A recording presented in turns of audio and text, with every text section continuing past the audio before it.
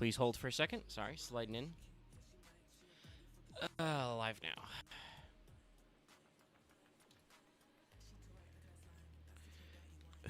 People may be slightly delayed. I know Axe was talking about being sleepy, and no, there he is. Okay, he's sliding in now. Just on time. Loth will be a little delayed because of traffic. All right, okay, we're in. All right. Let me do that switch up. There we go. Hello, Internet. How are you doing? Welcome to what will be the most streamlined, direct, and definitely not getting any tangents fail portrayal ever. I'm kidding. That's not possible. But while I would like to get out of here in a reasonable time frame so I can go back to playing Cyberpunk 2077, we got some stuff to get here. No, I don't simp. You guys simp. You pay the money. Free thing, as someone that actually enjoys Precure, the Trickstars look like, I guess, Precures if they had a theme that was basically techno, or I guess if they had a cyberpunk theming for a year. Yeah, so we're talking about Trickstar, in case you can't tell from the Trickstar token on screen. This one's an interesting one. It's a anime archetype from Vrains. I've never watched Vrains, so I don't know anything other than that. Hopefully it's pretty good. It's just ending just falls apart. Yeah, it's that is the general vibe I get, is that it's another show that kind of like overruns its time and budget a little bit. Yeah, this is a problem Konami seems to have had until they like stopped producing anime for like a year or two. I don't remember what the gap from Vrains to Rush was. Supposedly Rush is really good, actually. Yeah, Seven's really good. The Rush series, Sevens and Go 7, like they like swapped studios and like took like a week or off and like actually limited the first series to like 50 episodes and stuff like that or something. I think it was a 52.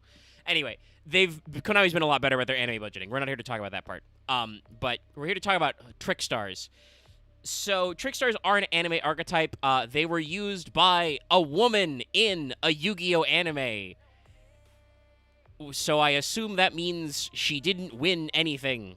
I was told that she's only won twice. Yeah. Which is a shame, because the funny thing about this is a deck that was meta-competitive. Obviously, it was done with the assistance of Firewall Dragon, but Trickstars have actually topped metas. Let me look for the years. Ironically, in I think in the show, she could have been given that card by the guy who uses it to win. She could have been given the card. The primary issue, I mean, she literally changed like her like alias and themes like twice. I don't know that they're going with that. I don't know the show that well, so someone to like read it. Well, her original alias is Blue Angel, which will actually come up later, because she is oddly enough like a VTubing idol kind of person. But then Marinta's first or later? Marinta's is her second deck. Okay. As evidenced by them being printed a little later.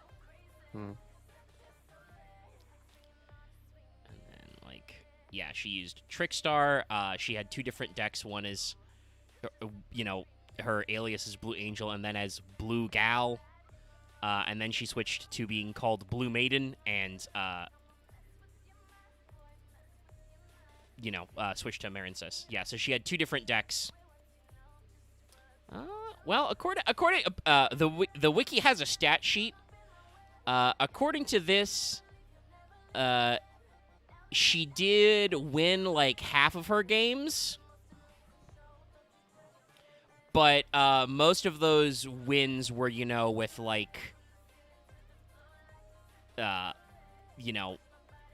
won't say randos, but like temporary characters. Like Guys of the Week. Literally, she has a win over an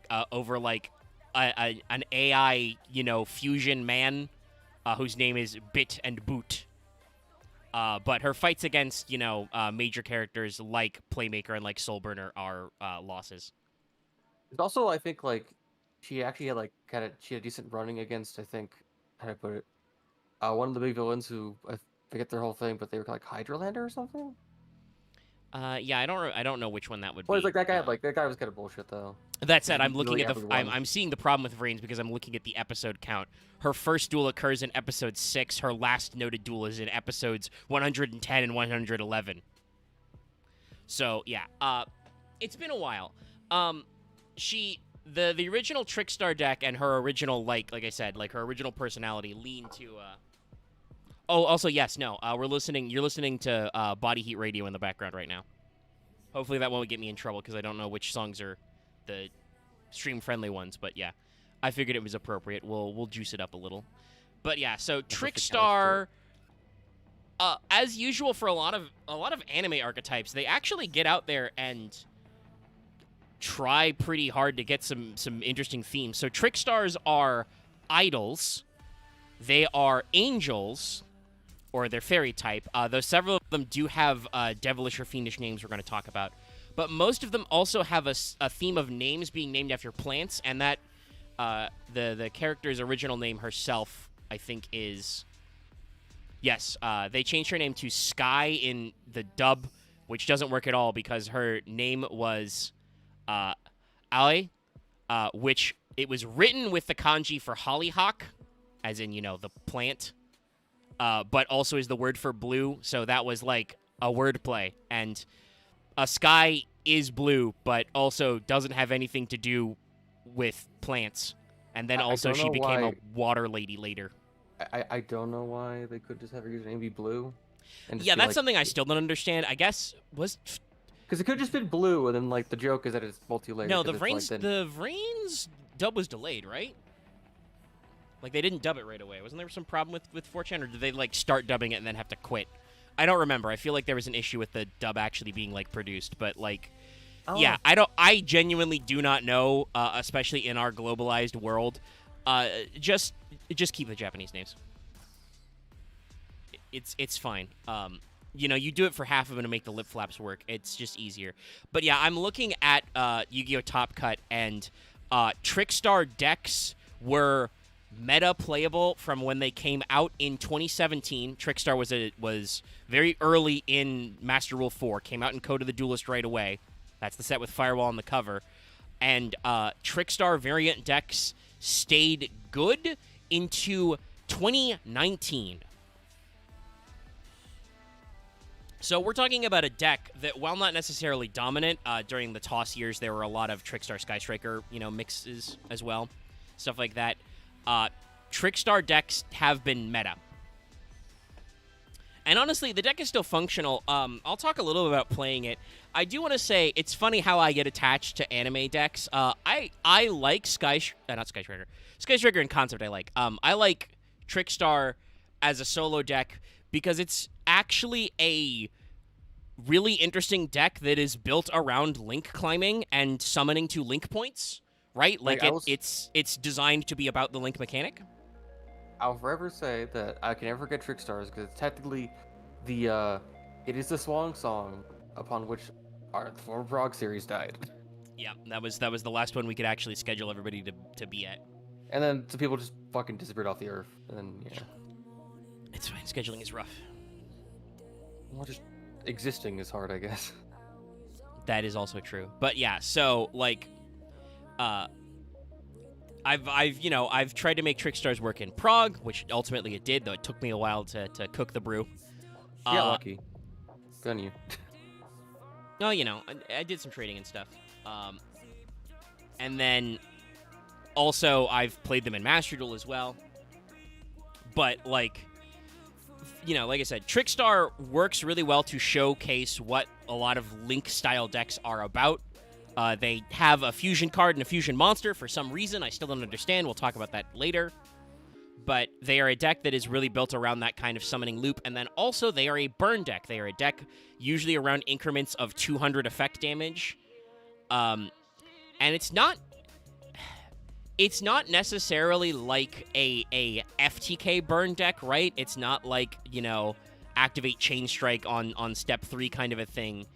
It's a deck where usually the burn effect is not something you do, though a few of their Link monsters have effects like, when this card is summoned, activate this effect. Your opponent takes 200 damage for every card in their hand. It's usually shit like, every time your opponent activates a spell or trap card, they lose 200 life points. Fuck them. It's a deck that's like the ultimate expression of the Taxman strategy, which has gone in and out of vogue. Branded bought Masquerade for Taxman back. I've played, decks that run Flare Dragon and stuff. So, like, it's it's a very interesting deck that has a lot of lines where it wins on time and does a lot of really interesting things. But also, when we talk about some of their spell cards in the back end of this, you'll see that Konami had some problems with the way some of these cards were designed. They may have forgotten to double-check some of their, like, once per turn limitations and stuff. I've always had trouble balancing burn, because sometimes it's so little, but sometimes it's so much. I mean, it's not necessarily even the... It is partially the burn parts, because, like, light stage being limited for a long time has to do with the fact that honestly, it's a searcher, and it sets up the, like, doubling all your burn damage, but... You can tell me if I'm wrong in this regard, but I honestly believe a lot of Trickstar cards scream the thing of, oh, this card intentionally has weak points so that they can beat it in the anime. Not really. A lot of the bigger Trickstar moments. I mean, I think that some of their fun fact, we don't have other than like Blue Angel, which we'll talk about later. We don't have any Trickstar cards that weren't in the anime as far as I can see. And there are a couple from the anime we still don't have. There's like a level 5 that actually like does something that's not been printed ever. There's also like, funnily enough, even though they did end up limiting, and I think Reincarnation may have been banned in some lists before, but there's also like half a dozen more like normal traps. Trickstar actually seems like it's supposed to be like a normal trap deck in addition to being a link deck. They just haven't printed those, and I don't know why, because as usual for anime stuff, half of them are like mediocre, and those that are useful are probably not good enough to make the deck meta. But, you know, when your deck is in the top cut for like 2 years, Konami doesn't really help you out, you know? Thankfully, for the past couple of years, Konami seems to be committed to the animation chronicle type stuff, where they are actually going out of their way to print anime cards that they have missed, even if they're shitty. So they might fill out the Trickstar list a little. Unfortunately, they probably do need some of their own monsters, though obviously, you know, Access Code Talker works perfectly fine to close out their deck, as it does every deck that can make 2 Link monsters that are Link 2s. But they have some weird mechanics that are kind of unfulfilled, and like I said, in the anime, this character, you know, Sky/Aoi, literally stopped playing them, probably because they started to really tear up the meta, and Konami probably had to apply some pressure from the Forbidden Limited list. It's similar to how at some point when, like, the anime production catches up, the protagonist stops playing Firewall Dragon because they realized that Firewall Dragon is hella broken, and they had to ban it. And they let it stay off the list for a long time because they still had episodes where it was, like, his signature card, so... There was a lot of weirdness with the marketing. It reminds me, in a way, to just wrap this all together for me personally, because I started this sentence with talking about my like of anime decks. It reminds me, in a way, of how, like, Konami probably hasn't and will not give Red Eyes really good support anytime soon, because they keep getting too close to the mark, and it has the stuff they don't like in it, and then they just are too afraid of, like, actually giving it, you know, support, because there's a lot of banned cards involved. Like, Red Eyes has technically always been able to, or at least, you know, for a long time since Big Fusions have existed, been able to technically, you know, FTK you with Inferno Fire Blast. It's inconsistent as fuck, but it does happen. And also... despite the fact that it was banned, for a long time, Red Eyes DMD was, like, Limit 1 and was really abusable. And so, because it's a Red Eyes card, there is a fuck ton of, like, Red Eyes cards that are only, like, level 7 or lower Red Eyes. Even though DMD was banned for, like, forever, and then we eroded both its effects to be hopped. We can't have you, like, search it or special summon it or whatever. So, like, they've done everything to keep Red Eyes from just being an engine where you do FTKs or you do, you know, an engine to run DMD easier. And obviously in the OCG, where the cards are designed first, they banned fucking Dragoon. So, like, there's no hope of getting a better Red Eyes Fusion monster or Red Eyes Fusion card at this rate. Even though Dragoon isn't even that good. That's right, I said it. That motherfucker has been unlimited and so is Red Eyes Fusion for years in the TCG. Does fucking nothing. DPE is a way stupider card. Way more annoying. I feel like Trickstar is the same way, basically. They have 3 field spells, probably because their first field spell is really good. It does a lot for the archetype, and it's still semi-limited in the OCG to this day. I think they only just put it to 2 in like Master Duel as well, like a couple months ago. Reincarnation is a card that is super breakable, and honestly has very little to do with the actual strategy of Trickstar, other than it is one of your really easy ways to set up disruption. But also, they've got a lot of stinkers, which I assume are just because they had weird anime gimmicks, you know? Well, it happens. That's on, you know, body heat. That's why I listen to Motor Rock Radio in game. Or Vexelstrom. Anyway, as much as I've talked about wanting me to get out of here, though, I have been stalling a little bit just in case Loth jumps in. Also, hold on, I have to cough. Sorry, felt that scratchy throat coming on. Okay, we're better. Let's actually talk about some cards. And I can offer you, like I said, you know how I usually like to say I'd like to have so-and-so on because they've actually played this deck and so I can get their input? It's me. I'm a Trickstar player. I'm in the house with you right now. So I can tell you what I like about some cards and don't like about some cards. So this is the token. Trickstars actually do have a couple of strategies to summon tokens. Their token is just their weird microphone/magical girl wand.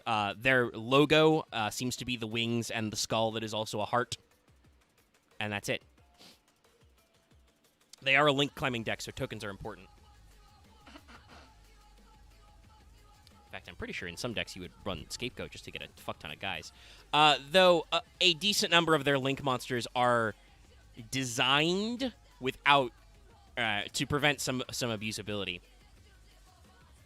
So we'll start with the main deck, and we're going to go down the line alphabetical for these cards, which does mean we're going to start at a very important one.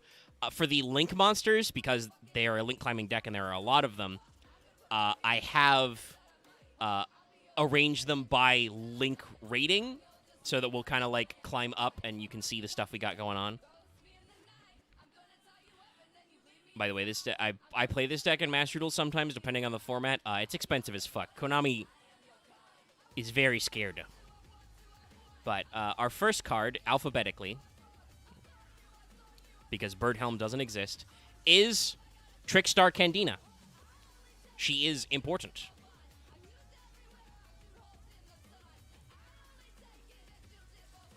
I hate that. Actually, no, I don't hate it. I find it odd for me that every time I look at this, I just think of Precure seasons I need to watch.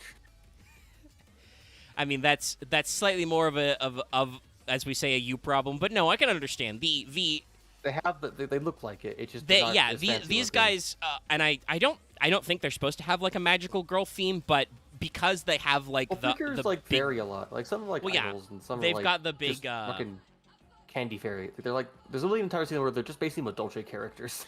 Yeah, the Trickstars have like this classical idol like dance troupe dress thing going on, which I think also influences a lot of magical girl design. So yeah, the other thing is they have a very strong theme. You'll notice they actually do like this like border effect that's in the card art. Candina is named after Brugmansia candida, which is the common name is Angel's Trumpet. So she's named after angel trumpet flowers.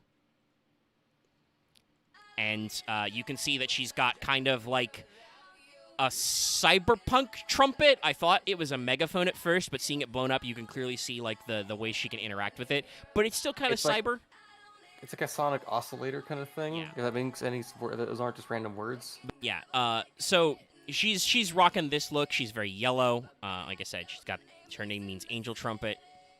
You can kind of see a lot of our design conceits, you know. A lot of them have strong, like, primary color themes to their own because they're supposed to be an ensemble. They have kind of like these, you know, glassy fairy eyes. They've got wings and they're, you know, big floofy dresses and stuff. But short skirts, so unlike red mages, you can actually move around. Yes, I know, I'm making a joke that caster gear is always robes, and it's very silly when you're doing backflips and front flips as a red mage. Your petticoats aren't? No. Listen, it is actually hard to fence in long skirts. for men or women. I mean, like, do it's not always want to be open in the fencing front in robes. most of the time. Not really. If it's Okay. generic caster gear, not really. Okay, yeah, but that's not designed for red mages. That's designed. Well, yes, red mage specific outfits are specific class outfits are specific, but a lot of new gear sets come out and that Well, are they not. were actually designed for like. I think No, I mean I'm talking about. They remote. This is a complaint people still have to this day, Axe. I know, but most of them are usually meant to design fit on the black mage most of the time. Yeah, but there's technically technically 3. Though blue is obviously weird, and there'll be a 5th one soon. Maybe when we have a new caster magic DPS, we'll get an overhaul of like the aesthetics when black mages are super outnumbered. Anyway, chat, this may shock you, though somebody in the chat was excited to see her. Candina is a very important card. She's very central to this. This card is an ultra in real life and in Master Duel. This is your almost literally Hero Stratos. Candina is a light fairy. They're all light fairies. Level 4, 1800 attack, 400 defense, so has a stat line that functions for a level 4. When this card is normal summoned, you can add a Trick Star from your deck to your hand. Each time your opponent activates a spell trap, after it resolves, immediately inflict 200 damage. So yeah, Candina is literally your Stratos. She has 1800 attack. You normal summon her. You add any Trick Star card from your deck to your hand.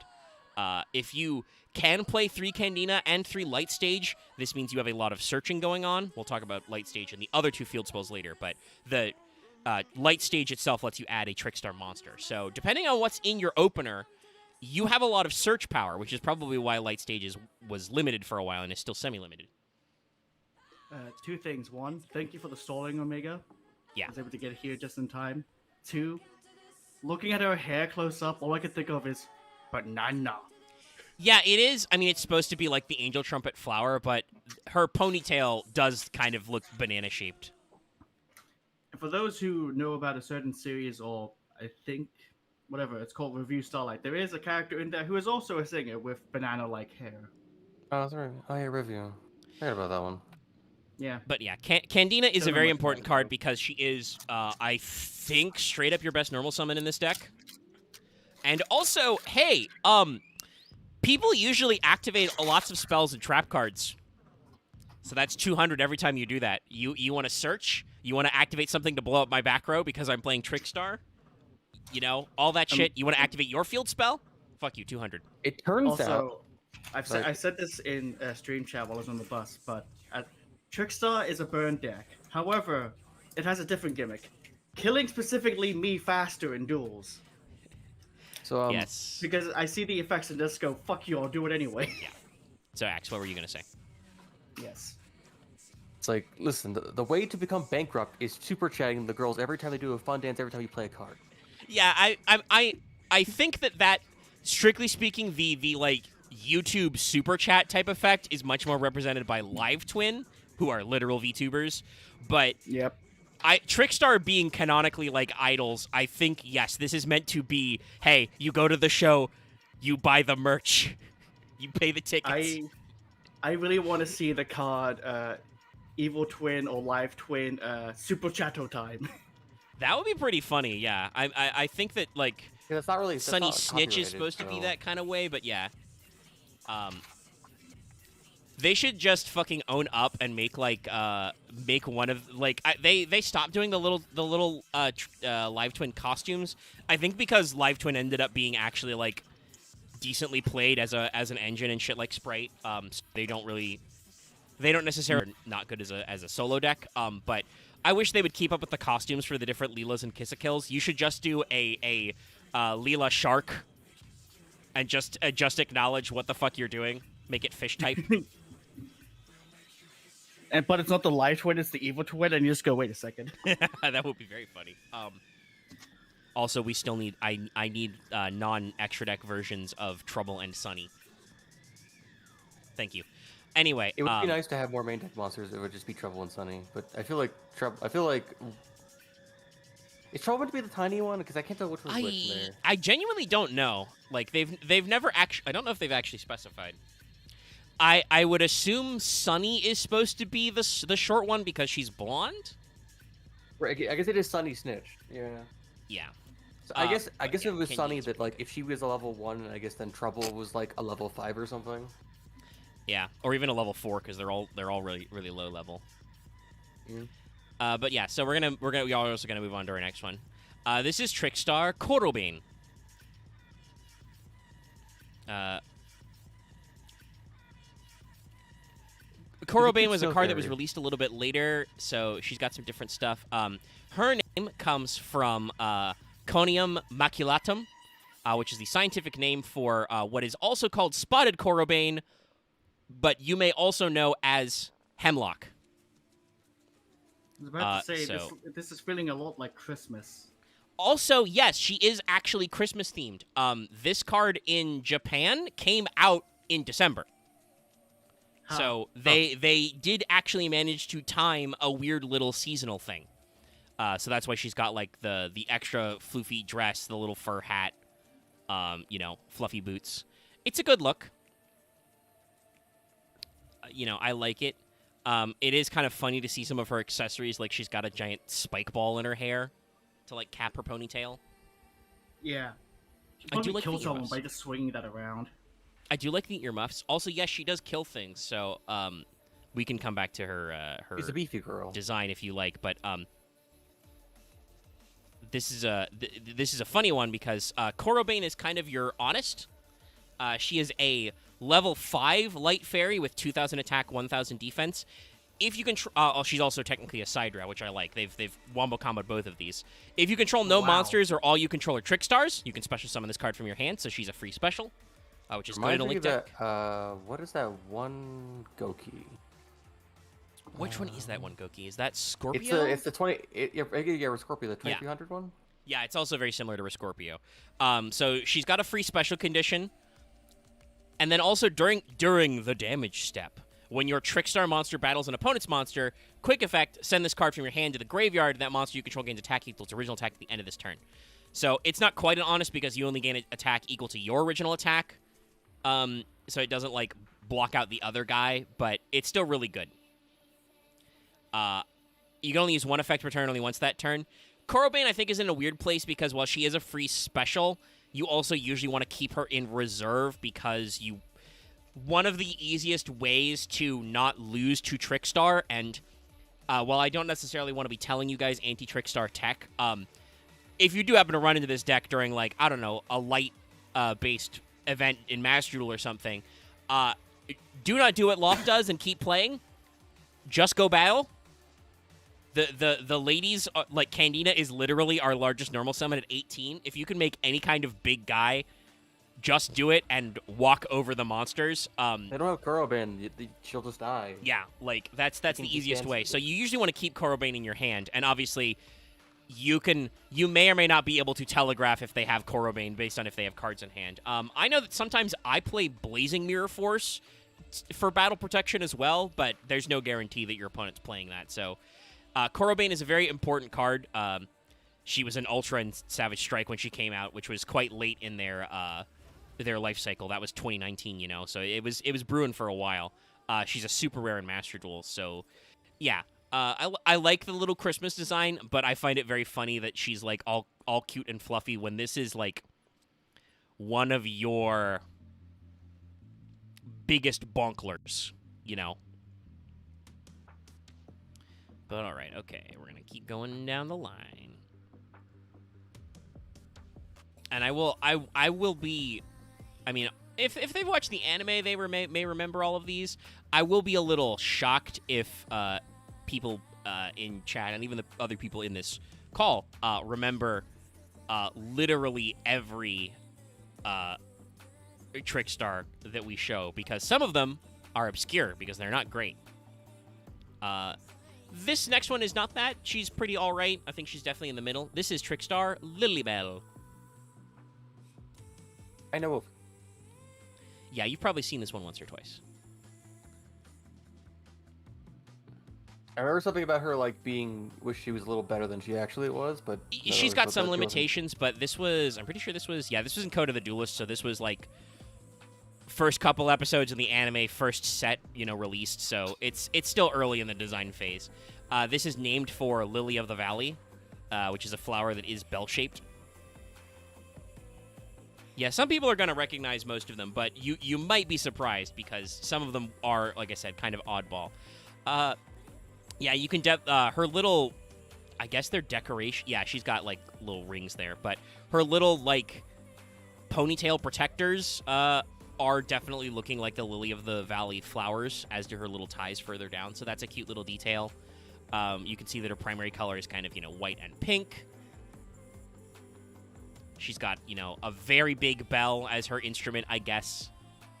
I wonder if Lily Bell is supposed to be mostly a vocalist, or does she just rattle the cowbell all day? She looks good. It's a good little cute design. I also love the little bow tie. You can see their logo is integrated a lot. You gave me a good excuse to post something. Uh-oh. Yeah, yes, of course. It needs more cowbell. So, Lilybell is a light fairy level 2. 800 attack, 2k defense, so she's a 2k wall, decent stat line. If this card is added to your hand, except by drawing it, you can special summon it. You can only use this effect of Lilybell once per turn. This card can attack directly. When this card inflicts battle damage, target a trickster in your graveyard, add it to hand. So, yeah, I think with, after, this deck was meta for 2 years, and, it's been several years since then, Lilybell has kind of fallen to the median tier, but she is a pretty good card. There's a lot of instances when you're locked in games where you will have already searched some of your other combos, and you'll be like, well, shit, what do I do? I guess I'll search a Lilybell.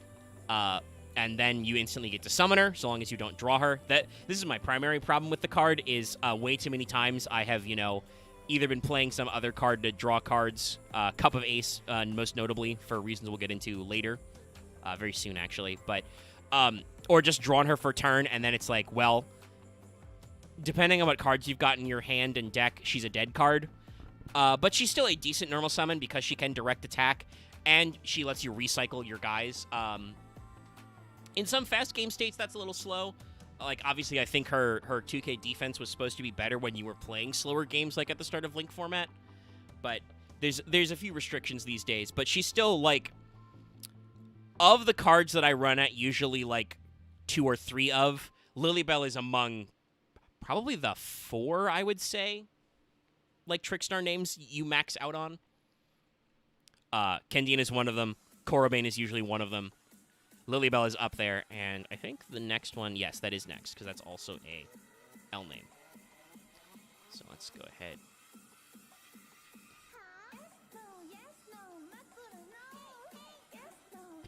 There it is, Master Droll. All right.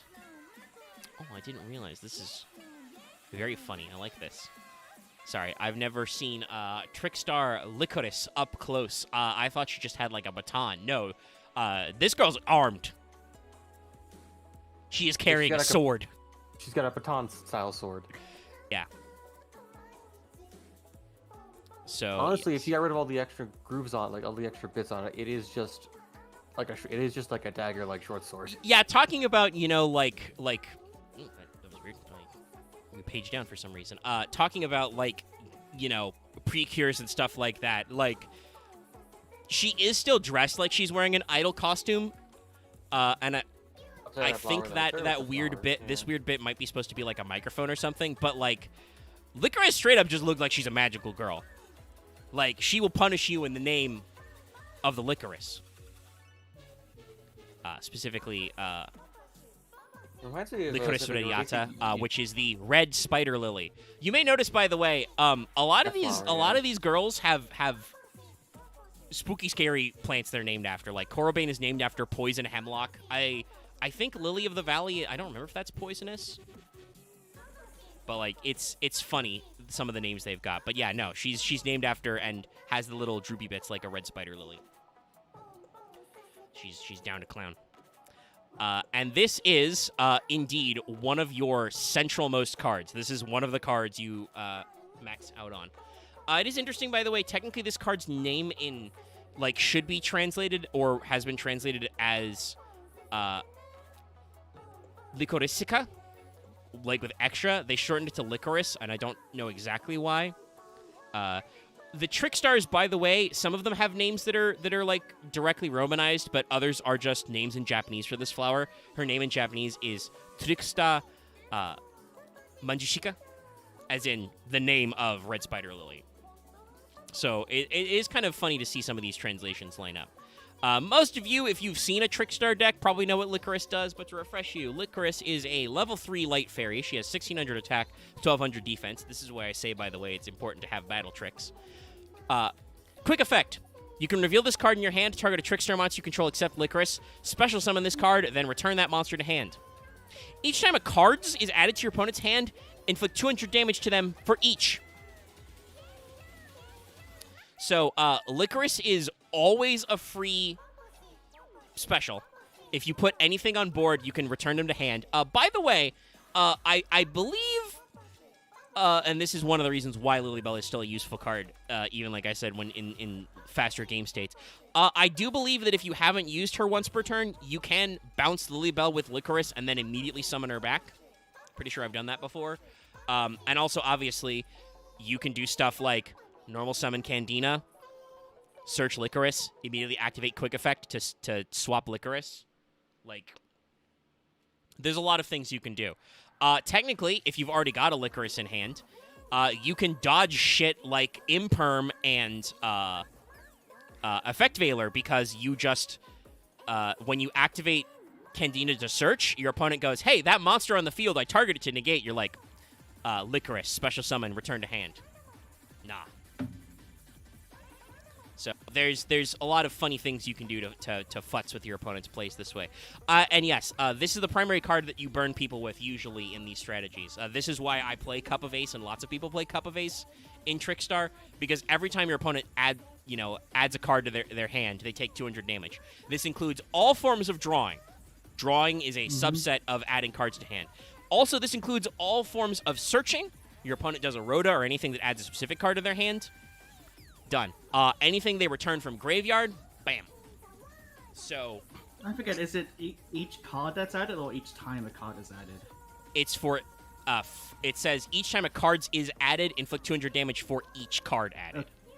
Oh, damn it. So if your opponent plays Pot of Greed, they draw 2 cards but take 4 hundo.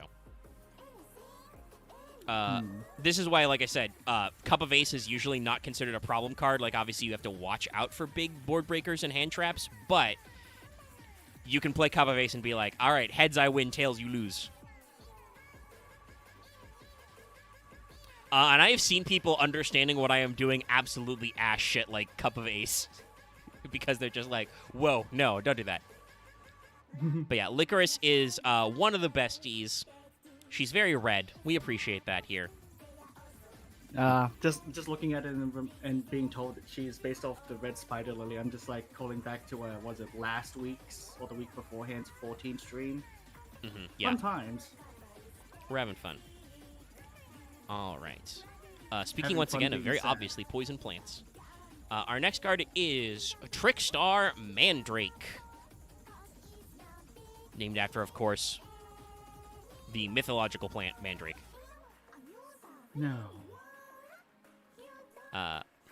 Though the Mandrake does specifically refer to the roots of Mandragora plants as well. But yeah, the myths of the Mandrake creature are a thing. She's got kind of like her dress forms kind of like similar to the blooms of or the roots of a mandrake. I kind of like her coloring of kind of like this dark green and then the purple as well. I guess she's got, I guess that's a themed tambourine. She's got her cowboy boots on. So I like this design comp. It's good. She's got very much like 90s anime aesthetic in like a good way. Yeah. Unfortunately, Mandrake is an okay card, but I usually find her a little too situational to work. She has good effects, but it's one of those cases where like actually getting them to proc is a little awkward.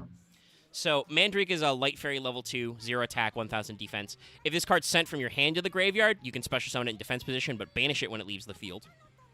If this card is sent to the graveyard, by the way, as link material for the link summon of a Trickstar monster, target one monster An opponent's Link monster points to destroy it. You can only use each effective Mandrake once per turn. So yeah, Mandrake is... She does good stuff, but it's very situational.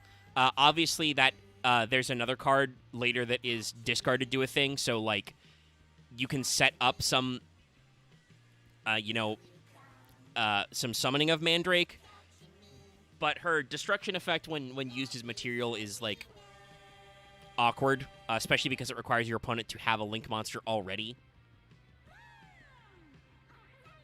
Yeah, no. Definitely, like, Candina, Korobane, Lilybell, Licorice, those four. That's my personal Trickstar core, is those four ladies. Because they do a lot of the damage you like. You will also notice, by the way, like, Lilybell doesn't technically directly do effect damage, but she can attack directly, which does set up a lot of your plays, right? Licorice is when your opponent adds to hand. Candina is spell traps. You can argue that, doing an honest type effect is kind of like doing effect damage. You trick your opponent into hurting themselves. Mandrake doesn't do any of that. She is just a weird situational pop and a situational link extender. So she's okay, but it's usually not really worth the space. This card is a normal in Master Duel for a reason.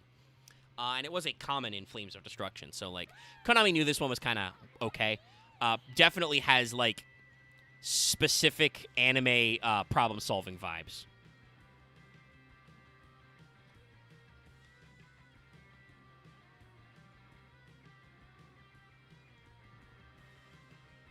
I know.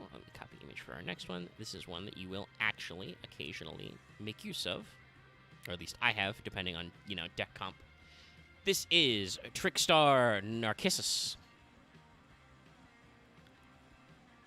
This one's kind of weird because her name is they did the opposite thing of Licorice. Licorice should have been more like Licorice, the full name.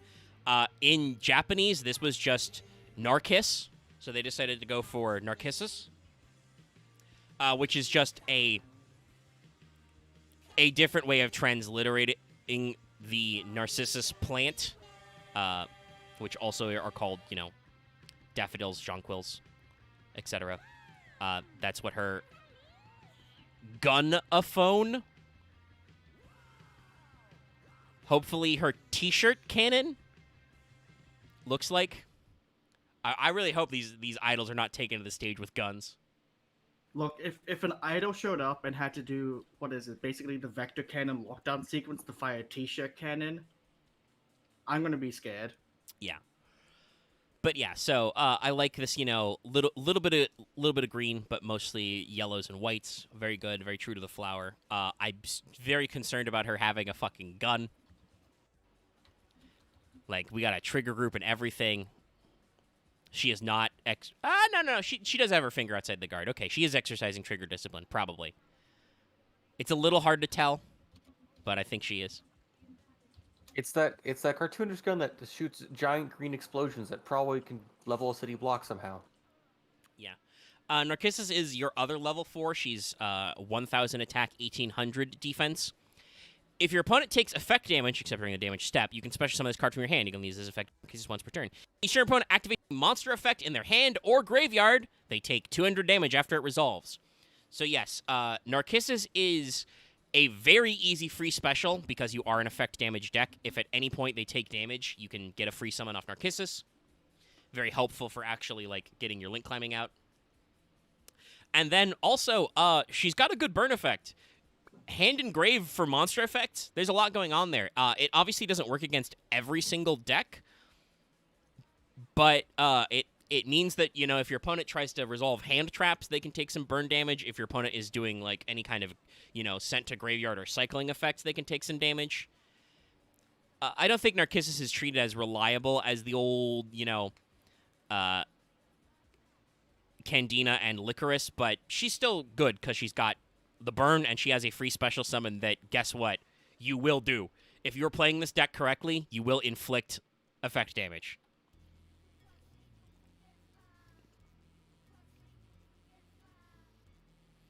All right.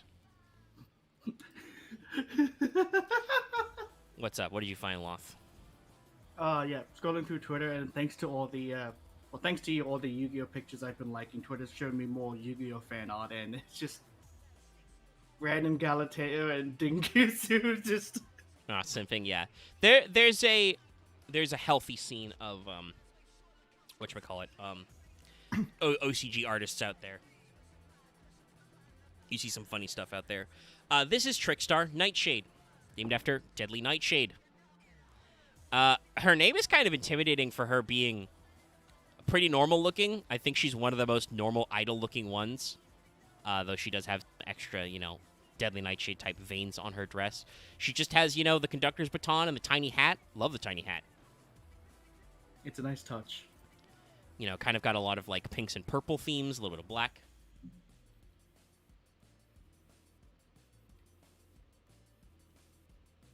Yeah, Light Stage is a card that is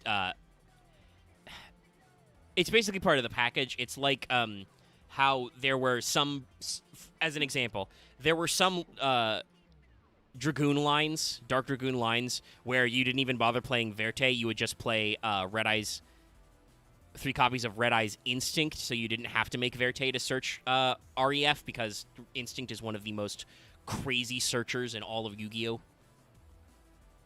You get to hypothetically Foolish Burial 2 cards to your graveyard that you want in your graveyard anyway to search any Red Eyes spell trap.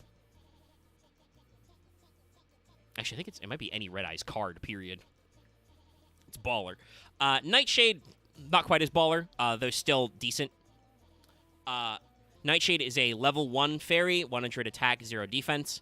If this card is sent to the graveyard as link material for the summon of a Trickstar monster, special summon it, but banish it when it leaves the field. You only use this effect once per turn. So, Nightshade is better when you've got a couple of their other tools to actually special summon out some ladies.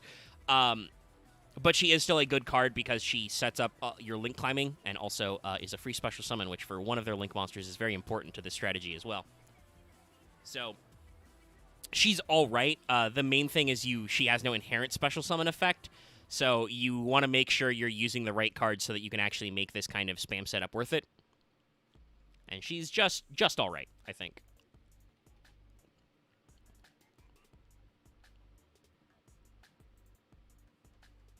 Yeah, this was the one. So, remember how I said they had some discard cards? That'll be the theme of our last one we're coming up with. And I should actually double-check how to pronounce this, because I think this is Trickstar Rodode, but I'm not sure. Let me actually... yeah, it's she's named after rhododendron, so yeah, it would be Rodode. Rhododendron's very popular flowering family. I need to actually, like, scroll. Are they toxic? Interesting, no. Oh, nope, they are toxicity. They're poisonous to grazing animals. Not necessarily to humans.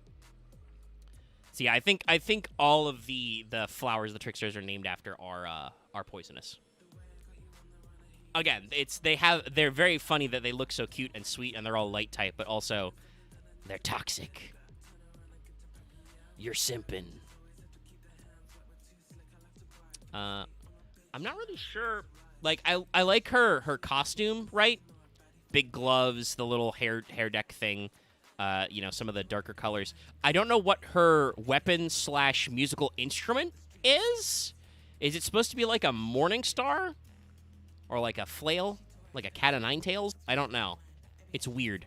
It also looks way too short. I guess it's got some bells on it, but is just rows of jingle bells an instrument? Is that the normal thing you'd hear in a concert? Let me know, chat. But yeah, she's kind of the purpley one.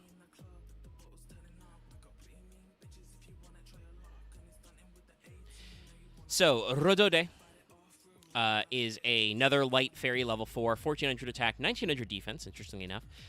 She says you can discard a Trickstar card, target a Trickstar Link monster in your graveyard, special summon it. You can only use this effect once per turn. Each time a card is banished from an opponent's graveyard, inflict 200 damage to your opponent for each banished card.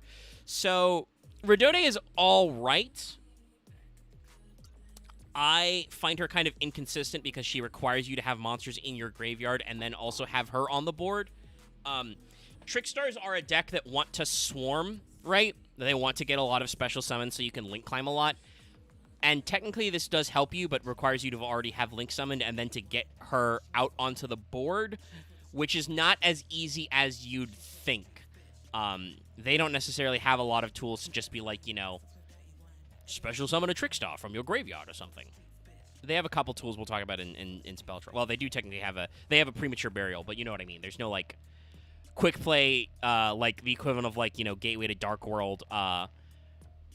There's none of their main deck monsters have any effects to like special summon out any of the others like intrinsically.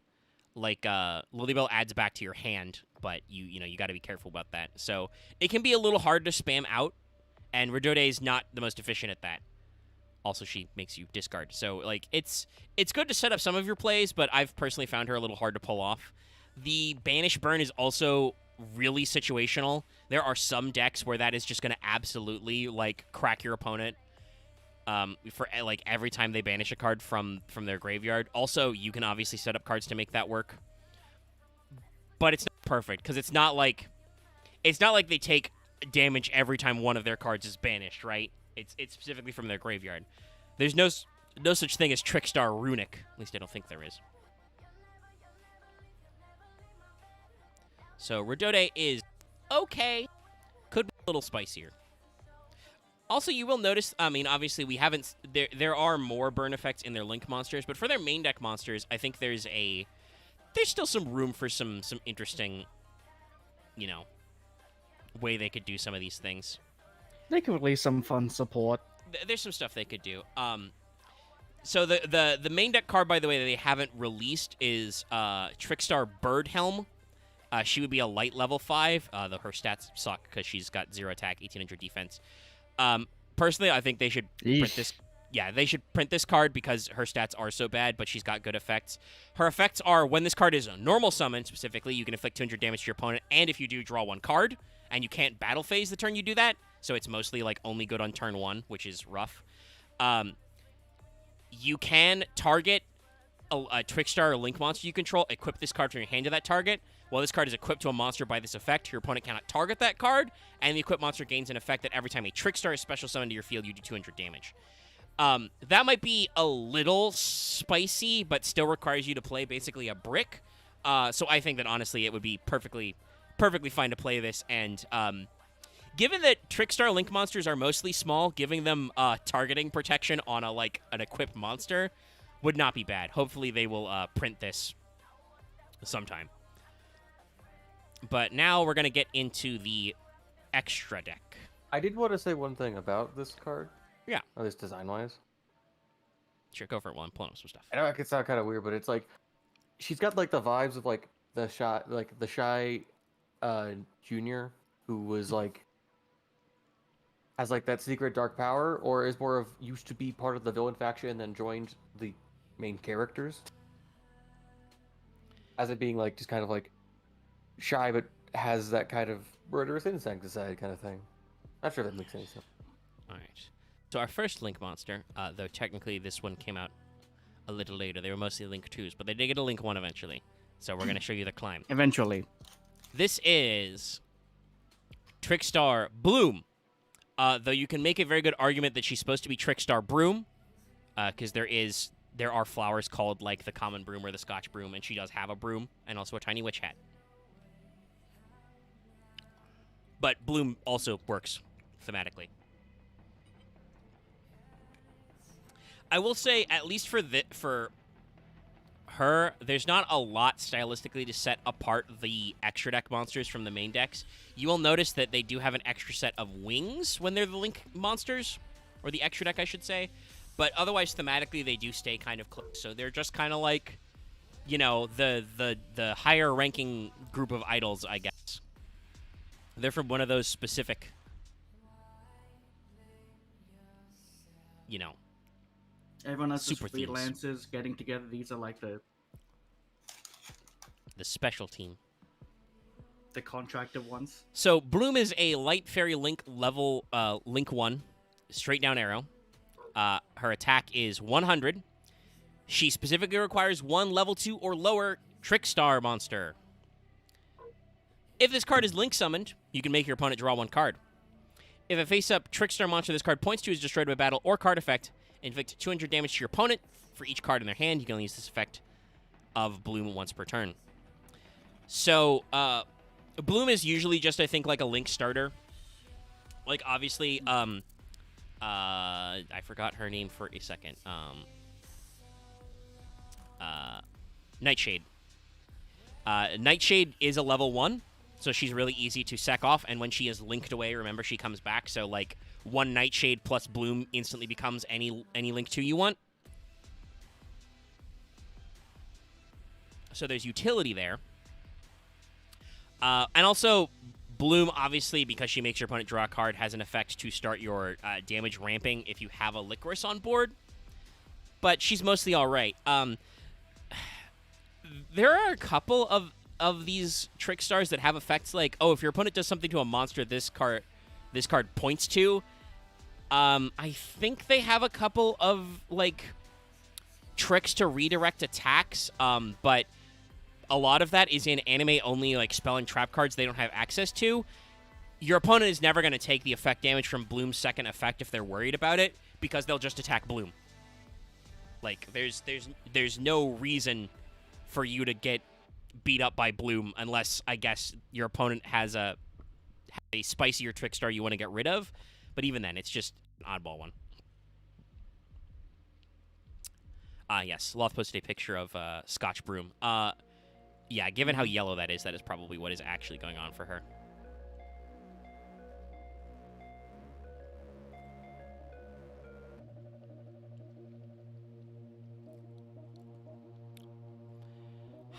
Okay, don't do that yet. I need to actually get the next picture before I remove this picture.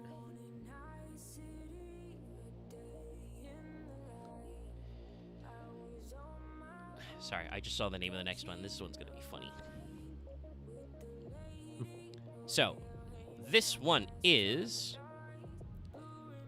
Trickstar, Black Cat Bat. So this is the first case where we had to rearrange some names for some reasons. Her name in Japanese is Trickstar Sweet Devil. Of course. So she is. It's a show name. Like, why is it that big of a deal? Like, Devilman is a thing. Yeah, but not. Devilman is a thing that's not aimed at 7-year-olds. Now, admittedly, the flower she is named after is called Takachentrieri. That is also known as the cat whisker flower and the black bat flower, as well as the devil flower. So they did do a funny, like, rename here. But strictly speaking, this does lose some of the illusion. Most of the Trickstar extra deck monsters, they're link monsters, have religious illusions. They're named after either angels or devils. So you'll see that in a few cases. But yeah, this is Black Cat Bat. And I mean, she sure looks black and cat bat. She's got, you know, the big wings. She's got a mic stand type staff. You know, her costume would be racy, except it is very obviously, like, modestied up for, like, you know, her appearance. Like, technically she's got a very short skirt on, but she's also wearing, you know, shorts under it. I think that makes it look cooler, honestly. Oh, no, it looks much more interesting, but like I said, it is, you know, you can very, very slightly see the hint of navel that Konami couldn't hide. This card is not censored, by the way. This is always how Cat Bat looks. It's just funny because that will come up later.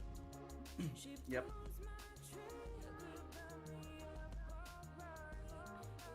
I like the dumbass, like, hair things to make it look like she got hearts. Yeah.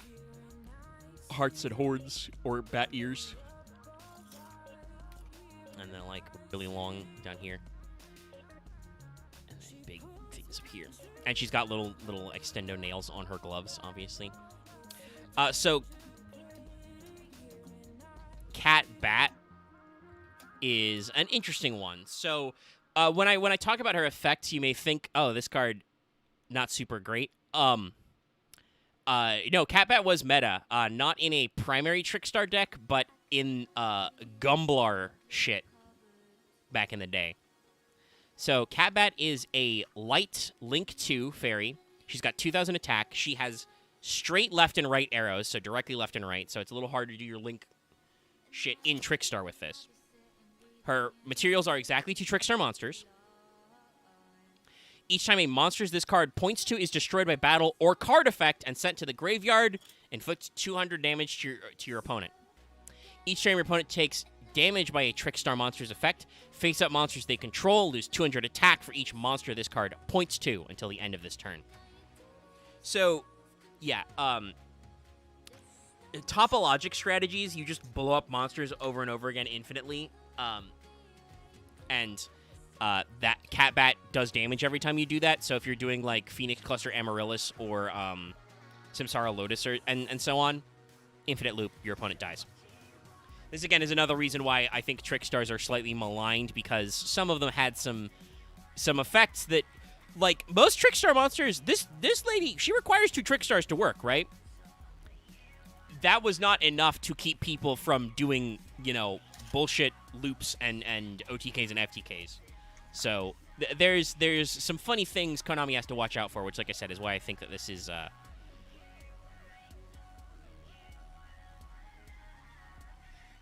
running out there.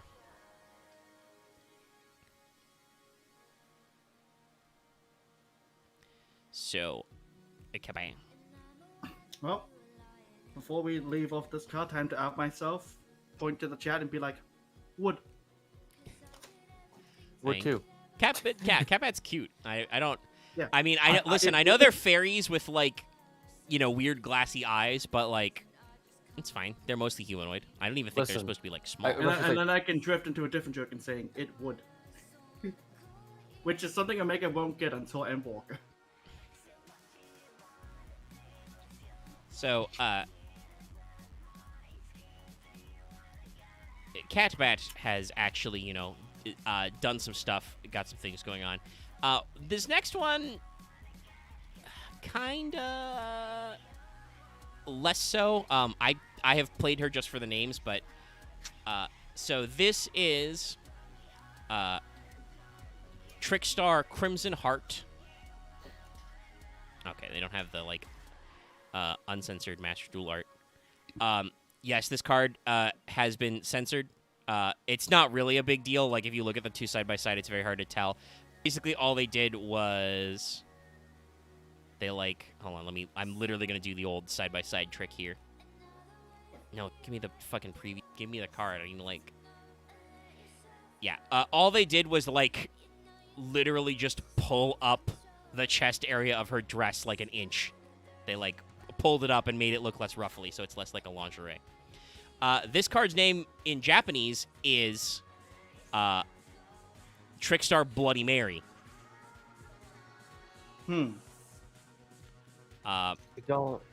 Referencing a flower which is called Bleeding Heart. But also, you know, there's, you know, ghost stories about, you know, Bloody Mary. There's also Mary, Mother of Christ. I was just thinking, you fucking stare at the mirror, you say it 3 times, this woman shows up like, it's time to duel. I challenge you to a children's card game, Bloody Mary. That sounds like an actually like great like hidden fight in like in a Yu-Gi-Oh video game, honestly. Like, also, Why are you that's looking for Bigfoot happened in main the character? anime. I must find him to duel him.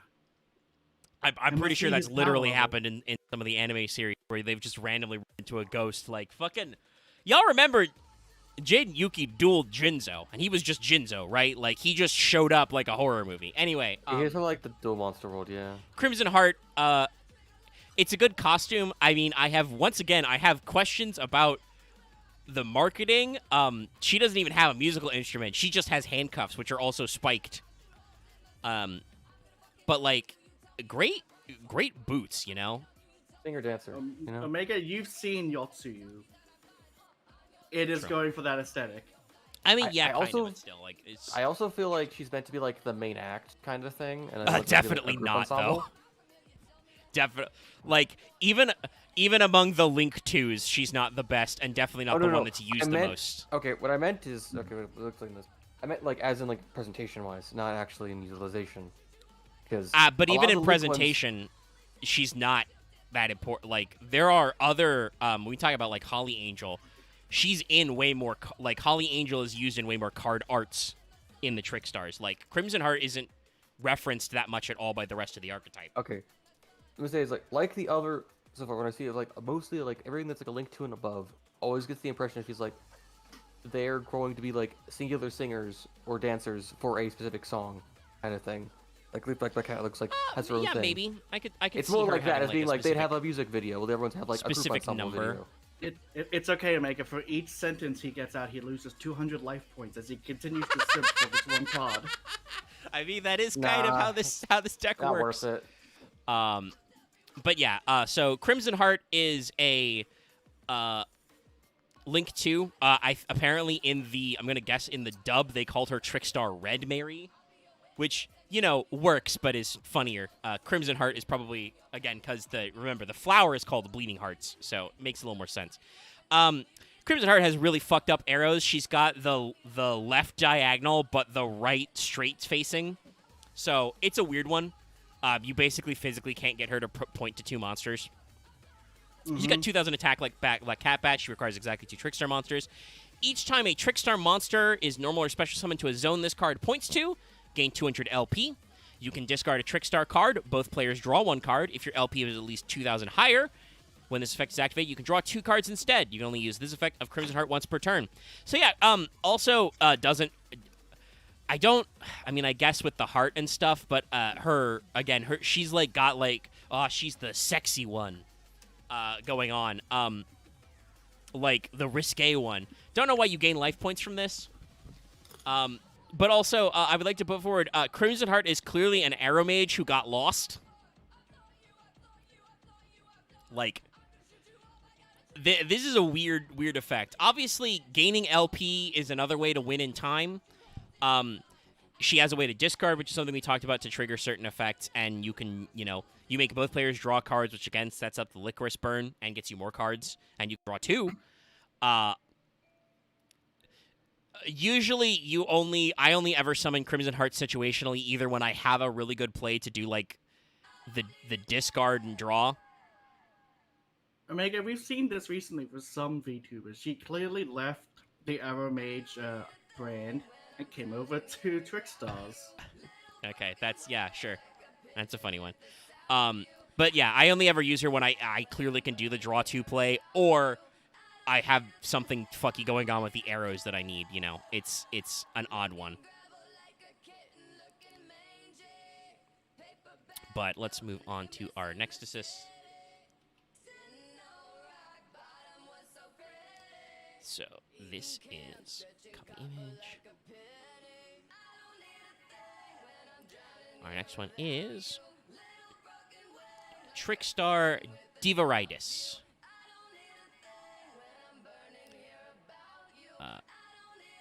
So her name is a portmanteau of Diva and Viridis, which is the name of Psychotria Viridis, also known as Chakrona or Chakre, which is a hallucinogenic flower.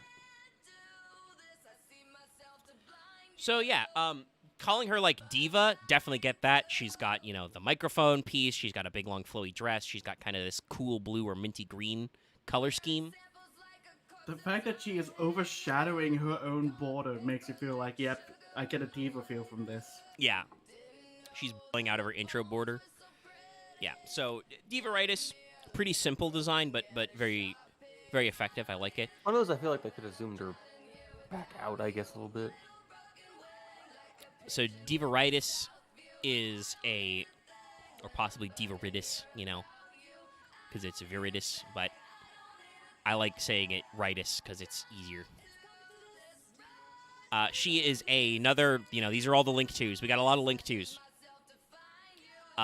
She is a fairy Link 2. She has the straight down and the bottom left corner. 1800 attack, Link 2. Her attack is a little lower than some of the other Link 2s because she requires specifically 2 level 3 or lower Trickstar monsters. You can only control 1 Divaritis. Again, fitting the Diva themed. If this card is special summoned, inflict 200 damage to your opponent. If your opponent normals or special summons a monster, inflict 200 damage to your opponent. That's why you can only control one Divaritis. They don't want you to stack this effect. But yeah, Divaritis is another burn card where just every time your opponent normals or specials, they take 200.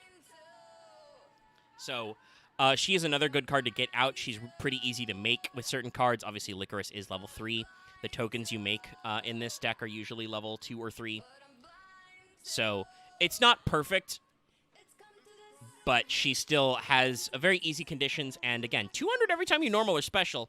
Pretty spiced. And again, you can do a little bit of chip damage with the start when she's special summoned. That includes, by the way,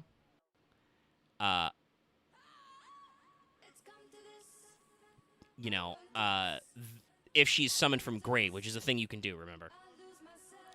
Now it's time for the big level 2 is the last one. This is the one, again, if you out here, you probably be knowing. So, this is probably the iconic Trickstar. Trickstar Yep. Holly Angel. She is so iconic, she has an alt art. Also, fun fact, Holly Angel is censored. In the OCG, she's not wearing anything under the dress. This is just straight Power Girl cleavage window. Huh. It's a subtle edit, but it's visible in both of her her regular art and her alt art. I think you can tell that this one's probably the iconic one because she's doing that thing where she pops out of her border a little bit, but she has a lot of extra detail. Like, she's got this really long, thorny whip with the mace tail. She's got, like, lots of little extra ruffles on her dress. She's got her, Look at her that! hair Look at looped that around. ahoge she's got. Yeah, Like, her what the fuck? ahoge is, like, looped all the way around to form a halo because she's Holly Angel, but also Hori Angel. Clearly going to the JoJo's Bizarre Adventure School of Naming Conventions. Oh, sorry. Just very quickly, I want to say something. I remember one time I was asking people at my university, like, years ago, like, what their little thing coming out of the hair was, and I was like, oh yeah, it's an ahoge, and everyone looked at me and went, you shouldn't say that. Don't say that. I'm like, what do you mean? Because apparently in their heads, ahegao and ahoge are the same thing. They are shockingly close, and you can catch people out, but yeah, it's different. Ahoge is idiot hair. But So, this is funny. looks- Apparently, for her TV anime appearance, Holly Angel was also censored, even in Japan. They had to hide the cleavage window. what, did they give her too much power in the cleavage? I don't know. I guess. Did she lean over at some point, or is it because they're Yeah, I like, don't we know. don't want Dark Magician Girl's spotlight to be taken? I don't know. So Holly Angel is, like I said, really, really iconic to Trickstars. She's in, like, all of their spell traps, including, like, half the ones that haven't been printed. She's visible in Light Stage, visible in her shadows in Light Arena. She was a cover card for the Vrains box, which is the thing that had all the Link monsters, that we didn't get. She was the first ever Fairy Link monster, so she was the first one of their links to be printed. It's probably a reference to Hollyhock and not Ilex, because that was her user's original name. But yeah, Holly Angel, very important card. So, Holly Angel is a Fairy Link 2, 2000 attack. Like most of them, she has the 2 bottom corner arrows, like all good Link 2s. She requires exactly 2 Trickstar monsters. Each time a Trickstar monster is normal or special summoned to a zone this card points to, inflict 200 damage to your opponent. Trickstar monsters this card points to can't be destroyed by battle or card effects. If your opponent takes damage by a Trickstar monster's effect, this card gains attack equal to the damage they took until the end of this turn. So yeah, Holly Angel is an Ultra and Master Duel for a reason. She is your everything. Like I said, Trickstars really want to spam, and if you get the right conditions, there are absolutely a lot of setups you can do to just keep spamming out guys and just keep summoning to zones Holly Angel points to. Monsters that are in those zones are protected from your opponent's interference, and she gets a little bit bigger every time you do this. So you can also use Holly Angel to run over your opponent's monsters if you're going, like, second or something. You just have to do a lot of summoning so she gets bigger. So yeah, not as abusable, I think, as Divaritis, but still one of the core,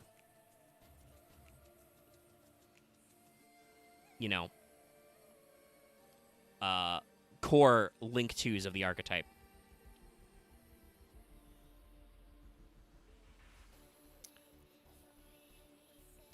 So this next one, we're moving on to the Link 3s. There's less of these. This is going to be another one of the slightly funny names. So this card is Trickstar Delphinium. Her name in Japanese is Trickstar Devilphinium. So, you know, you can see the different puns we did here. Her name comes from the flower Delphinium, also called Larkspur, which is very purple. So yeah, no, she's I like her look. She's got kind of like a almost stage magician type look. She has the mic stand, but there's no mic. She legit reminds me of, I think, some like villain faction characters from a Precure. Well, yeah, she is named after the devil, so I think she is supposed to be a little sinister. But all of them work together. Oh, I meant like a magician devil kind of thing, but yeah. She is the devil from the Bible. I mean, technically that is probably what we're going for because of the religious allegories, but yeah. I kind of like how, you know, the tiny top hat, still love it. I like how she's got like this extreme but tiny ponytail. Just, you know, got a little bit of a tail there. You can see the three sets of wings really clearly. Very, especially compared to some of the other Link 2 ladies, she's very practically dressed. Despite being the devil, she's, you know, not really sexing it up that much. Perform. Probably here to smack the shitty with the fucking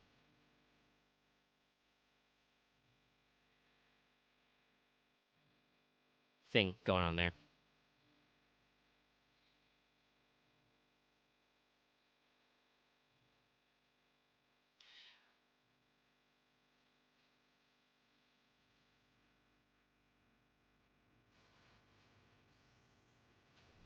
Okay. Let's grab the next one.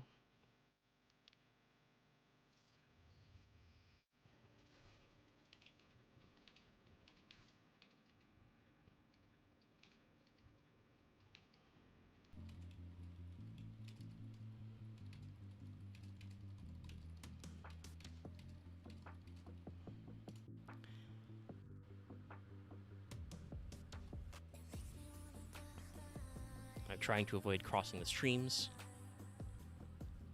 All right. Sorry, I was hit again by this card's name, and I'm like, I don't know why they switched this translation. This is Trickstar Foxglove Witch.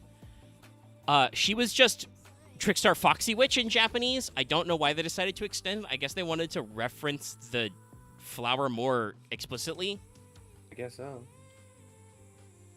But she is a witch. I mean, she's cute. She looks precious. Yeah.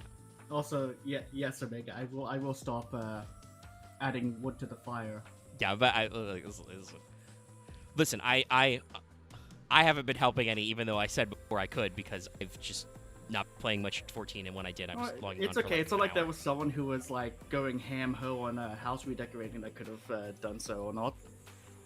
That was a couple days ago. Like, I don't know if... I don't actually know, like...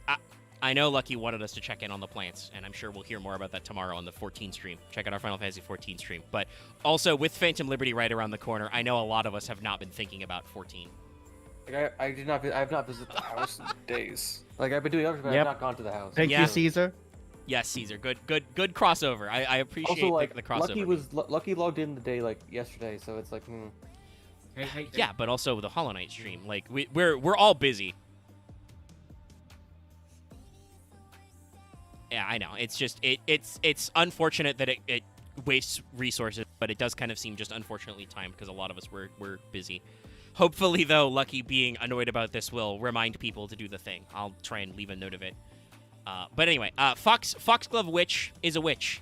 She's based off Foxglove, which is, you know, deadly poisonous in high doses, which is also kind of pinkish purplish. I really like, again, a lot of the extra detail. She's got a little wand, though it's very spiky, though, so you should watch the fuck out. but she's cute. But she is their other Link 3. Actually, wait, did I even say what Delphinium did? I don't even think I did. I think I moved on. I was distracted by typing that thing to Loth. Let me see. Hold on. Delphinium is a Link 3. She's got the front arrow and the 2 back arrows. She's 2200 attack, which doesn't seem like a lot, by the way, for jumping to Link 3. She requires 2+ Trickstar monsters. Oh, yes, no, I did not say what she does, because Delphinium does not have a great effect. So, Delphinium says, when this card declares an attack while pointing to a Trickstar monster, target your banished Trickstar cards up to the number of Link monsters your opponent controls. Add them to your hand. If you do, this card gains 1,000 attack for each card added until the end of this turn. That's an anime effect. That is absolutely a blowout effect to win an anime duel. That's fucking useless in normal Yu-Gi-Oh! That requires you to have banished your own Trickstar monsters, or banished your own Trickstar cards, I should say, sorry, because it is cards, which is not that common. Like, yes, Reincarnation banishes, but, like, you can only run 3 copies of that, and then that's if you can run 3 copies, you know? And usually if you've activated 3 copies of Reincarnation, your opponent has fucking quit the game. Didn't I deck somebody out in that Trickstar, like, run I won on in Prague? I think somebody played it out till they ran out of cards. But yeah, so, like, and you can only return targets if your opponent controls Link monsters. This is like, I did not talk about her effect, that's why I didn't. Delphinium's not very good, which is sad, because I think it would be funnier if she was good, but she's not. Foxglove Witch is much more practical. She's another Link 3. Now, her arrows are tougher to work with. She's got the forward arrow and the 2 left and right arrows, so usually she's kind of a dead end. But you can tell she was released a little later. Yeah, she was released in Dual Power. Her Link requirements are just 2+ fairy monsters. So you can use other cards. She has the same attack stat, 2200. If this card is specialed, you can inflict 200 damage to your opponent for each card they control. So just if your opponent has a big board, they take damage. If this Link summon card is destroyed by battle or card effect, summon 1 Link 2 or lower Trickstar monster from your extra deck, then inflict 200 damage for each card your opponent controls. You can only use each effect of Foxglove Witch once per turn. Foxglove Witch, much better card. She floats into any of your Link 2 or lowers and does her effect to burn a maximum of twice per turn, 200 for each card they control. The main problem is that you can't do a lot of your weird plays with, like, the Link arrows, but you can just Link climb into their big bonk.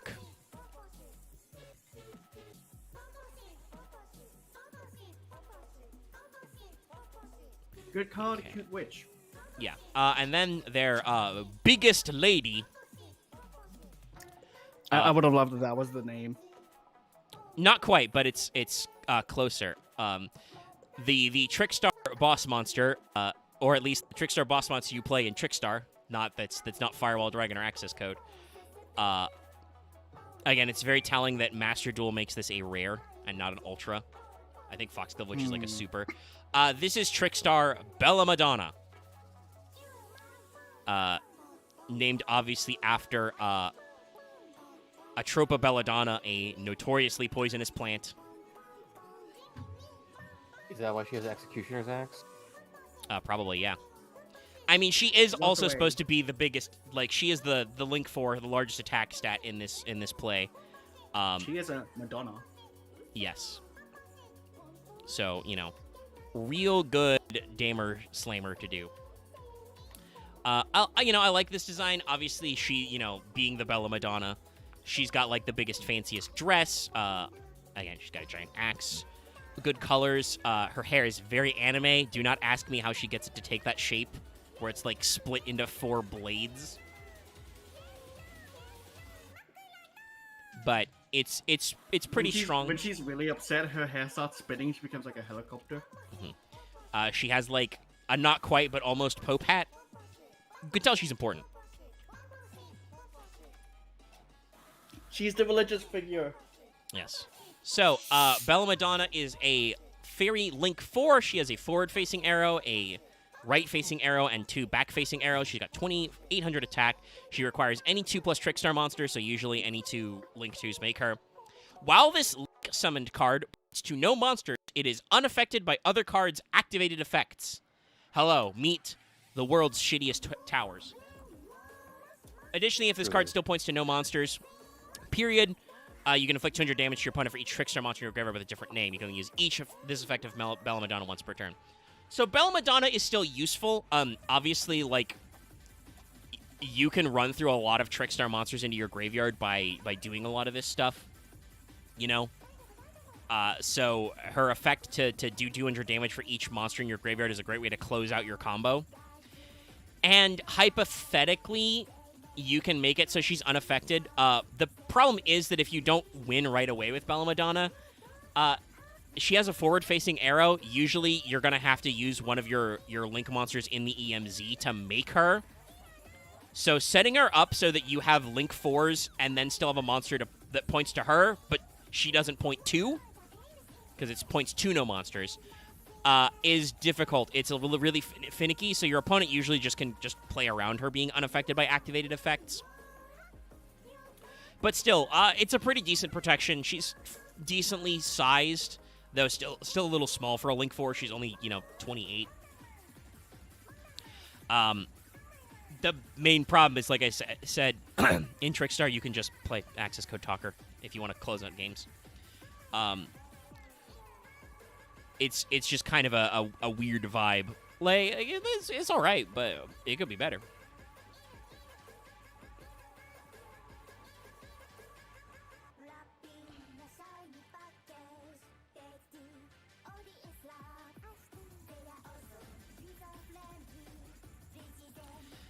So I mentioned before, they have one fusion monster for some reason. I don't even know why, because it's not even like Arc 5 where there was like a sub-theme,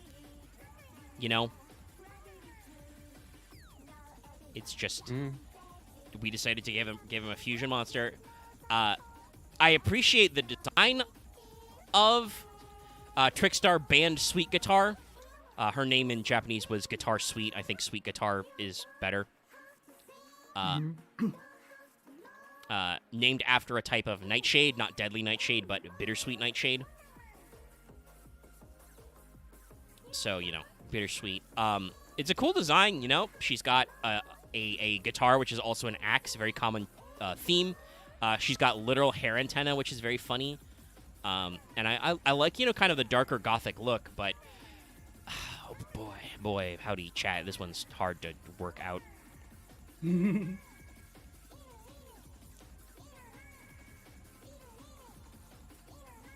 Before we get into effects, I will say I do like the look of her.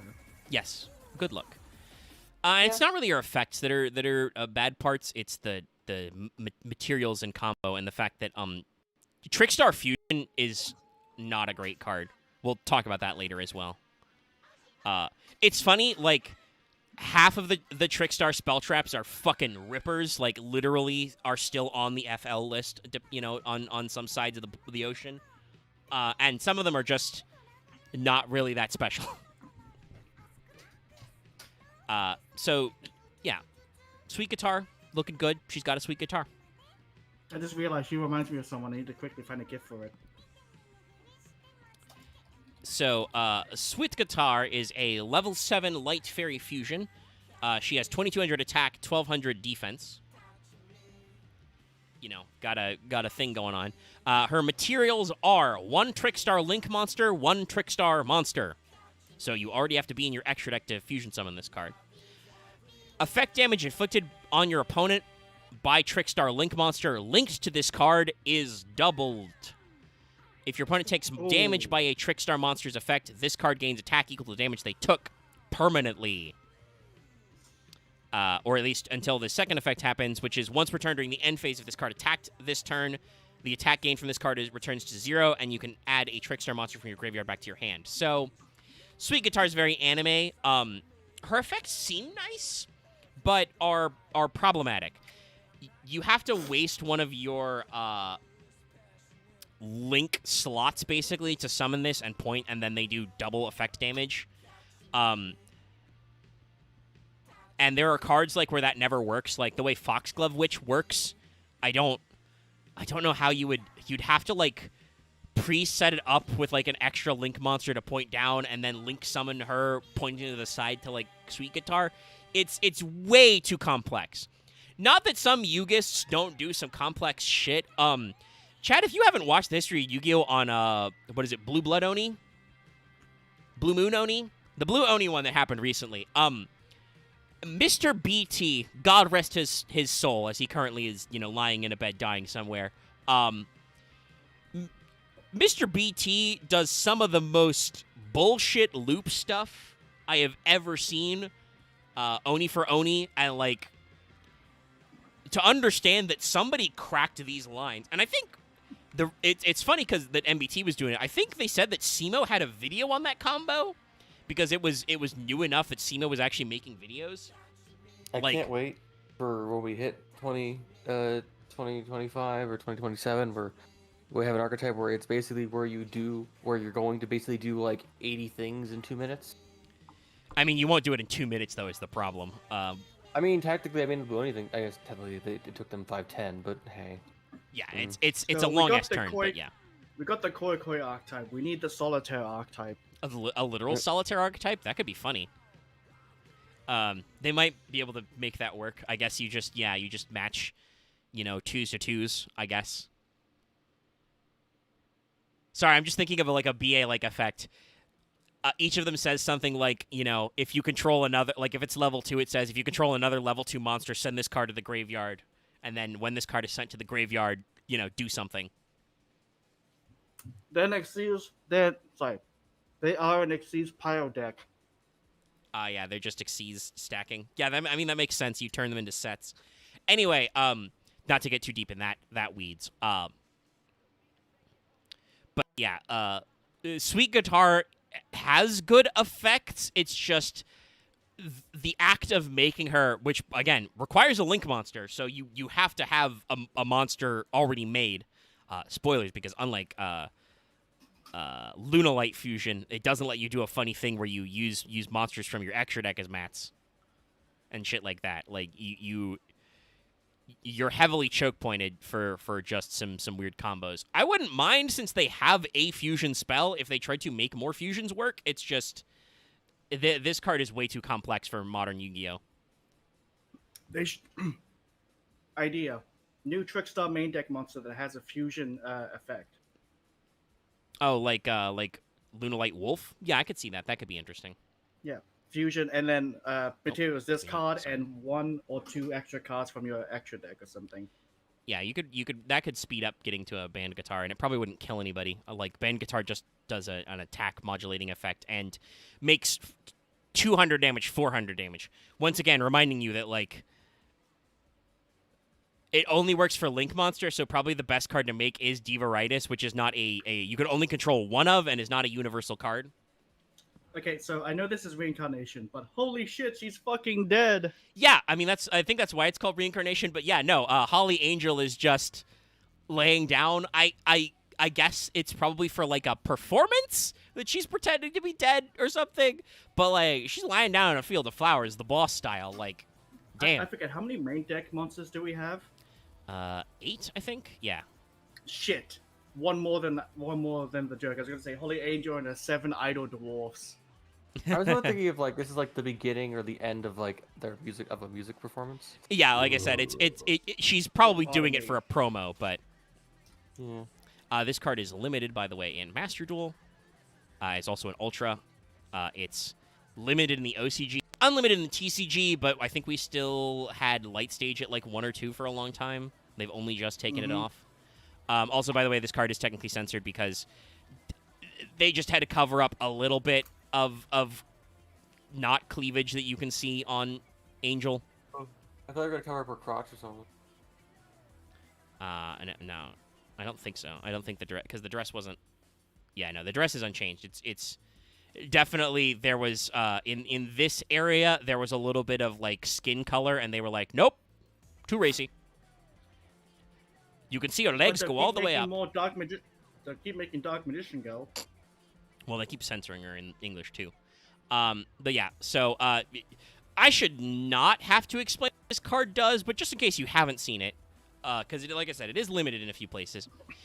Trickstar Reincarnation is a normal trap. Its effect reads, banish your opponent's entire hand, and if you do, they draw the same number of cards. You can banish this card from your graveyard, target a Trickstar in your graveyard, special summon it. This card is like crack cocaine to this deck. If you are playing this deck correctly and you're either searching this, which you can do off Candina, sorry, banged my magic arm. I'm counting off with my fingers, even though you can't see me, but Candina can search any Trickstar card that includes spell traps. I think they also have some support that involves, like, searching normal traps and stuff as well. If you can search or start with Reincarnation, which is why, again, I think it's limited to 1 copy, this means you can you can set this up to go off turn 1. Your opponent draws a card in draw phase, and you could then immediately respond, flip Reincarnation.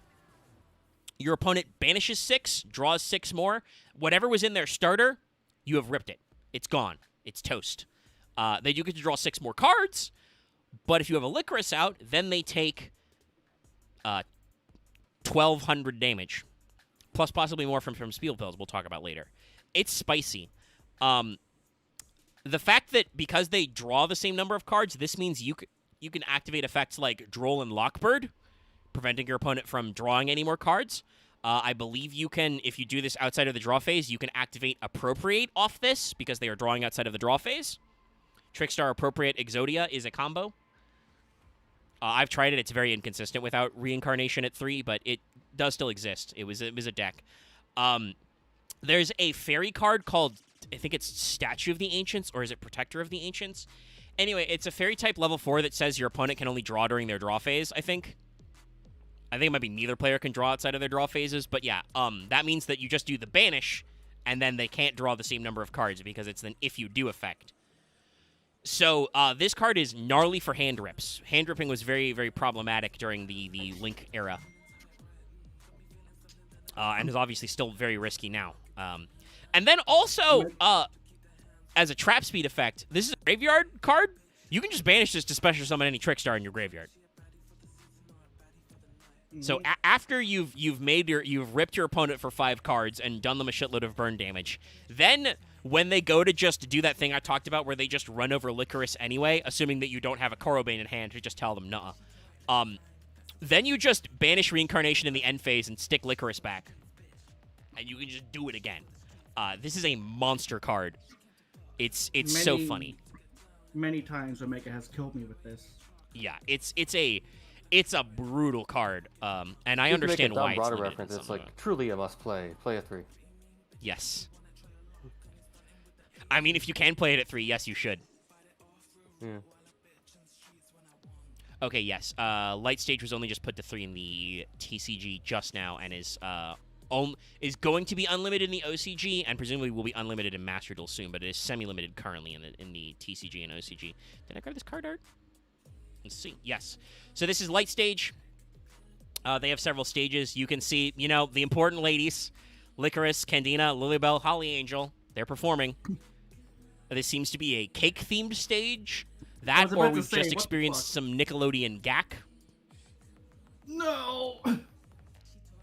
Is this the Kids' Choice Awards? I went to one of those once. Oh, interesting. 3 times. Yeah, the 2005 one. So, Light Stage is their first field spell. The reason why they have 2 more field spells, I think, is because this came out in Code of the Duelist and was a problem. So, when this card is activated, add a Trickstar monster from your deck to your hand. This is not a once per turn. Soft once per turn.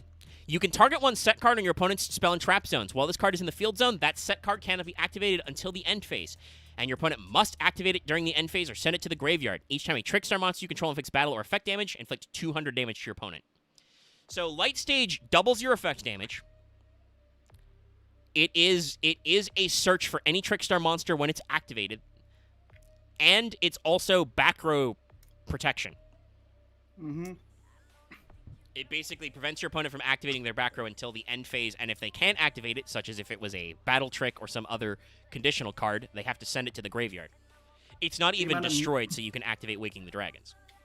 The amount of fucking Scrap Iron Scarecrows and Mirror Forces lost to this one field spell. Yeah, that's what it's for. So obviously, this card was too good and what has been limited for a long-ass time. So they gave you some inferior copies. The first one we're going to talk about is Trickstar Light Arena.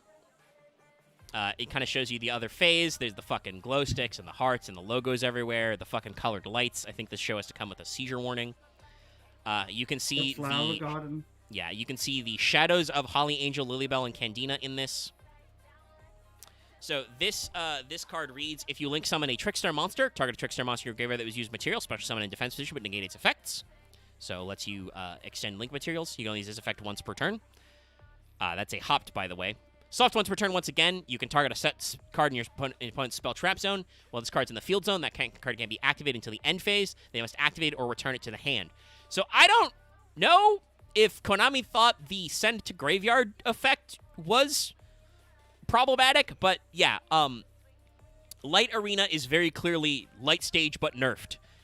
It has a completely different effect where it lets you link extend but does not search. It does not do anything with your effect damage, and its target set spell traps effect is weaker. Still good, because it bounces, which means they have to, if it's a trap card, they have to reset it, you know. But Honestly, still get it back. It just makes me feel like they should have made set rotation a Trickstar card, or have made a Trickstar only version of set rotation. Possibly. That would be very funny. I do believe you play set You you can play set rotation in Trickstars, but yeah, it's a weird one. And then their last card is Live Stage. And this one is interesting. Oh, God, I'm so glad. One, you can tell Live Stage is bad. It's never been reprinted. Also, it was only a secret rare, so I'm very glad we have the Master Duel print. It shows Divaritis and Sweet Guitar fucking jamming, though. Yeah. Okay, so Live Stage is I think is technically before Light Arena, but still well after Light Stage. This field spell says, when this card is activated, add a Trickstar monster from your graveyard to your hand. You can only use each of the following effects of Live Stage once per turn. You cannot special summon monsters the turn you activate this effect except Trickstar monsters. This, by the way, is a restriction for the thing Marth just said in chat, which is apparently Orcust used Light Stage as a mermaid bridge. Weird. But if you control a Trickstar Link monster, you can special summon a Trickstar token, a Fairy Light level 1, 0 attack, 0 defense. If your opponent controls a card in their spawn trap zone, you can special summon a Trickstar token. So Live Stage doesn't really do the back row protection effect. But it does give you extra link materials. I would say I think Live Stage is better than Light Arena, but it doesn't do the back row thing. But it does, like, once per turn give you up to 2 tokens to do better link climbing. So it's an okay card. So, yeah? 2 things I want to... Well, technically 3 things in the card art. Yeah, go for it. Goblin people! Oh, yeah, they're goblins. The goblins are in there. There's fucking dust-ons. Oh, are there in dustins? there. Hold on, let me look up. Like Yes, one of those there tiny little are! floating things. Yeah, the Dustins are in there. That's a weird bit of lore. And also near the front of the stage, somewhere towards the left, I can't tell who it is, but there's like the Ojamas. It is. It's the fucking Ojamas. Yeah, it is the Ojama trio. Wow. It's all of the like weaklings and the randos and That's all the very weird, loud people that you That's see. very funny that because obviously this card came out later to respond to the fact that Light Stage was limited. It may have been banned. I don't remember. I'd have to double check, but definitely was limited at some points because it's not a hopped on its search effect. But yeah, like that's very funny that they did all this lore. I didn't realize they were the Ojamas at first. I'm like, who is that? And I was like, wait a second. Yeah, that's definitely the trio. Yeah, I had to think for a second. Bunch of weak weenies being the tokens you summon. I see, it's the fans.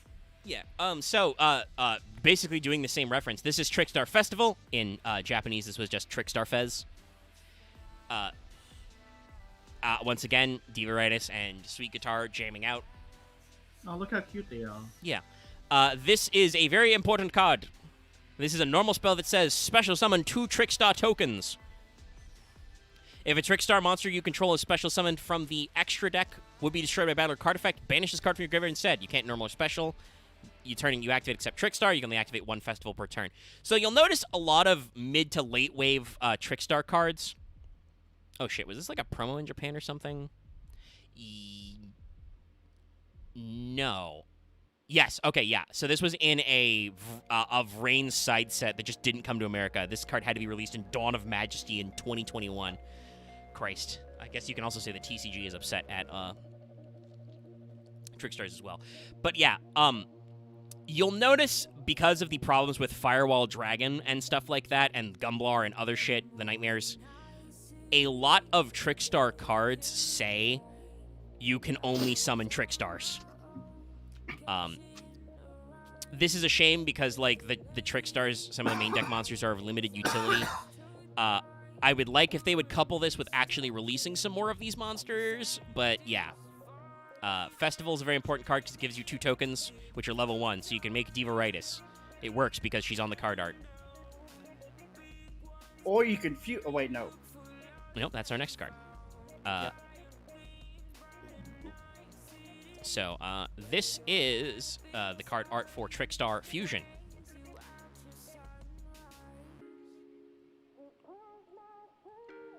Unfortunately, as I said, Trickstar Fusion, not super great. I mean, it's a very cute take on the polymerization, like normal art. Yeah. It's also got a very Powerpuff Girl color scheme. Yeah. This is a normal spell that says Fusion Summon 1 Trickstar Fusion monster, so exactly Sweet Guitar. There's literally 1 target. They never added more. Yeah, weird. Using monsters from your hand or field as fusion material. That's it. Then it has a graveyard effect. You can banish this card from your graveyard, target a Trickstar monster your graveyard, add to your hand, but you can't normal summon, set, or special summon monsters with that name for the rest of this turn. So it lets you get your guys back, but then you can't even summon it. So, like, I guess it's got a hypothetical, like, Foolish Burial Goods type use. But yeah, the actual fusion effect is terrible. It's just hand or deck, and it only summons Trickstar Fusion monsters, which is only the 1 monster, which requires you to have a Link monster as materials. It's bad. Clearly what they should do, because A, we need more cards, and B, because it'll be funny. Because we have Trickstar Live stage, we need the joke Trickstar Evil stage. So therefore we have the Trickstars and the Evil Live twins meeting together. That could be funny. I always took it more And as you a, can like, make dumb... You can make dumb fusion Link monsters. Okay, go Axe. I was thinking of the dumb thing of how I think, like, the Trickstars would be, they say they're the ones of the company, and then the Live Twins are the indies. I mean, yeah, kind of. They're virtual. But, yeah. You're giving us a bad name! This is, Trickstar Magical Laurel. This is another very important card. Like I said, a lot of their half their spell traps are useless, half their spell traps are fucking cracked. This is in the cracked category. This card's name in the OCG is, Magicorola, though it can also be red magical laurel, so it's a representation of a laurel wreath. But a corolla is a flower crown, so it's a crown and a laurel. Anyway, this is an equip spell that says activate this card by targeting a Trickster monster in your graveyard, special summon it, and equip it with this card. That's right. This is pre-mat. When this card leaves the field, destroy that monster. So it is immune to premature burial's problems. But once per turn, if the equipped monster inflicts battle or effect damage to your opponent, special summon a Trickstar from your hand. You can only activate 1 Laurel per turn. So yeah, while Laurel does require you to have a monster in graveyard, it does accelerate because it lets you special summon from hand when you do effect damage, which can be very useful for certain setups. Yeah. Also works on battle damage, and it's just a premature burial. It's just an equip card that summons from the grave. It's good. Other than that weirdness with Festival, the only support card Trickstars have gotten anytime soon is our next card, which is Angel of Blue Tears. That was a card that was released in the History Archive collection to celebrate, you know, the anniversary, full of a lot of anime-themed cards. It's just like a book of the Blue Angel. But also that's what you know, Sky/Aoi looked like. That was her disguise as the Blue Angel. is it going to be a Trickstar and Marincess related card? So oddly enough, I don't think so. I think it's just good for Trickstars. No, good. Because she had a different alias when she was playing Marincess. So yeah, how I use this as a reference. That makes sense. So this is a normal spell that says target a face-up monster on the field. Its controller takes damage equal to the number of cards in their hand times 200, then negate that card's effect until the end. That targeted card's effect until the end of this turn. If effect damage is inflicted, you can banish this card from your graveyard, set a normal trap from your hand or deck. If it was set from the hand, you can activate it this turn.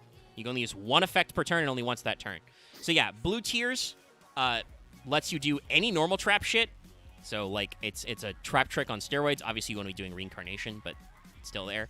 It lets you do some effect damage and do targeted negation for like board breaking. So it's all right. It's okay. I'd like to see more, and I would especially like to see more of their normal traps. Because I think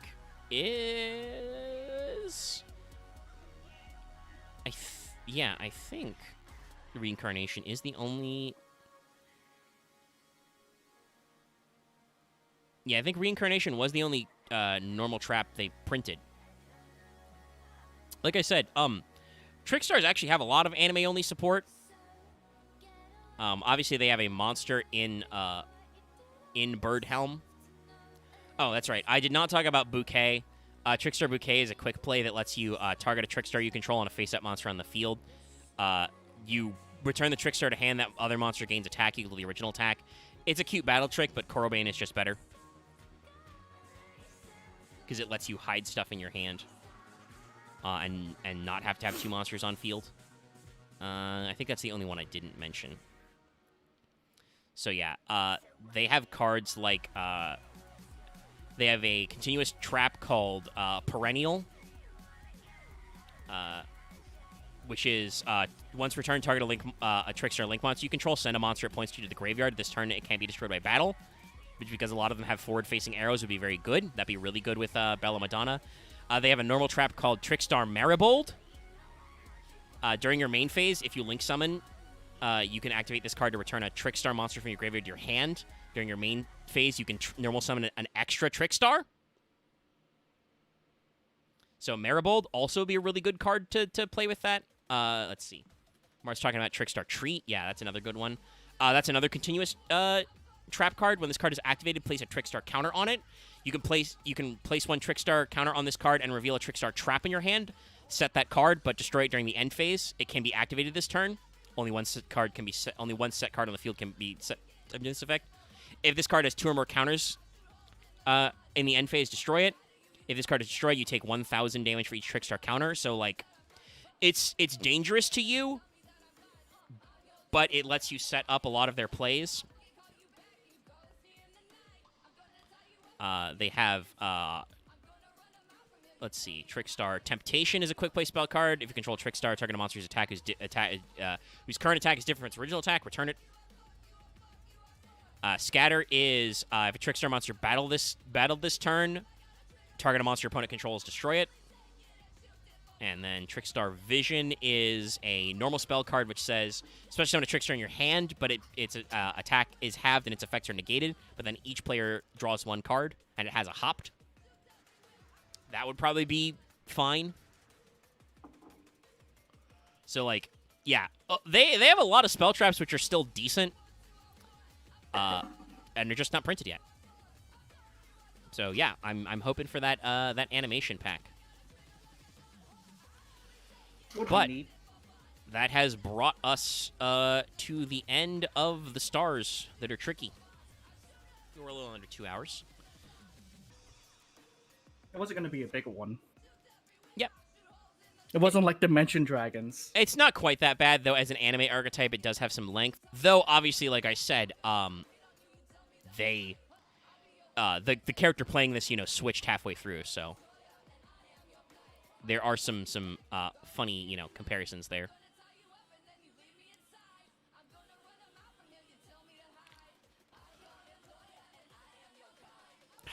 Sorry, I'm a little thirsty, but we're wrapping up soon, so it's fine. Yeah. wrapping up, and then who knows what we'll do. I'm gonna go play Cyberpunk. I don't know what you're talking about. I'm gonna play more Forbidden West. Okay. I'm going to get lost in the Hell That's Blue archive again because He's got to catch up. Also, there was maintenance yesterday, I believe, right? yeah, like several hours of maintenance. Yeah. That's Doing some funny. What I'll probably do is do that to the side in a. I should get tombstones, but I finally got. I found out that RimWorld has its own mod manager now that you have Ooh. off to the side to make things easier. That is probably handy. Like, But I'd yeah, wanna so do Trick one- Stars are cool. I wouldn't mind seeing them get some more support. Next week, it's Sky Striker. That's our next deck build pack. We get to talk about Sky Striker, and Just seeing that name. we can explain to you, what's going to happen there. sorry to those in chat, but Marth shared a deck list that is called Trickstar Runic Sprite, and that causes me physical pain.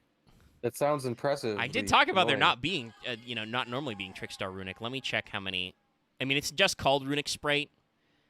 Yeah, it does have. It has the Trickstar package. It has a Candina, a Lilybell, 3 Light Stage because that was unlimited, 1 Reincarnation.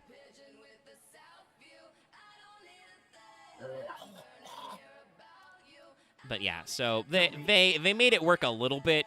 I guess it's just so you do you don't even Licorice them. You just do the Reincarnation loop. I guess to just deck them out faster. No, clearly they should have done a Mr. MBT and just had. It says Trickstar. There is no Trickstar cards. Well, that's the thing. It doesn't say Trickstar, but there are Trickstar cards.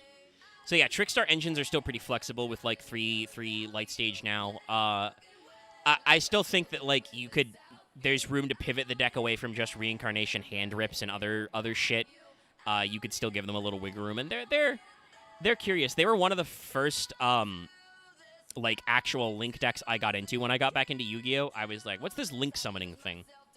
I was looking up archetypes, and I was like, oh, Trickstars. They're like idols, but they do burn damage? Because I've always been fascinated by burn in Yu-Gi-Oh! I think that, like, technically alternate win cons should be healthier for the game. And winning the game encourages you, to actually finish things up, as opposed to the problem like I've had with, like, control decks where if you just sit there and are like, no, I'm not surrendering, play it out, can you kill me? Like, it just leads to frustration when your opponent just tries to sit on it, I don't think I found a Link deck or archetype that speaks to me yet. Maybe someday. Like a Link-centered one, I should mean. But yeah, I mean, and it's true that there are some, some stuff that just doesn't click. Like, it took me a while to find certain decks of some types that I, really got into. And even then, they have new interesting shit coming out. Very excited for a Centurion Leader, that Synchro deck, which is, kind of cool going back there. That's a deck build pack too, so we'll eventually talk about that on here.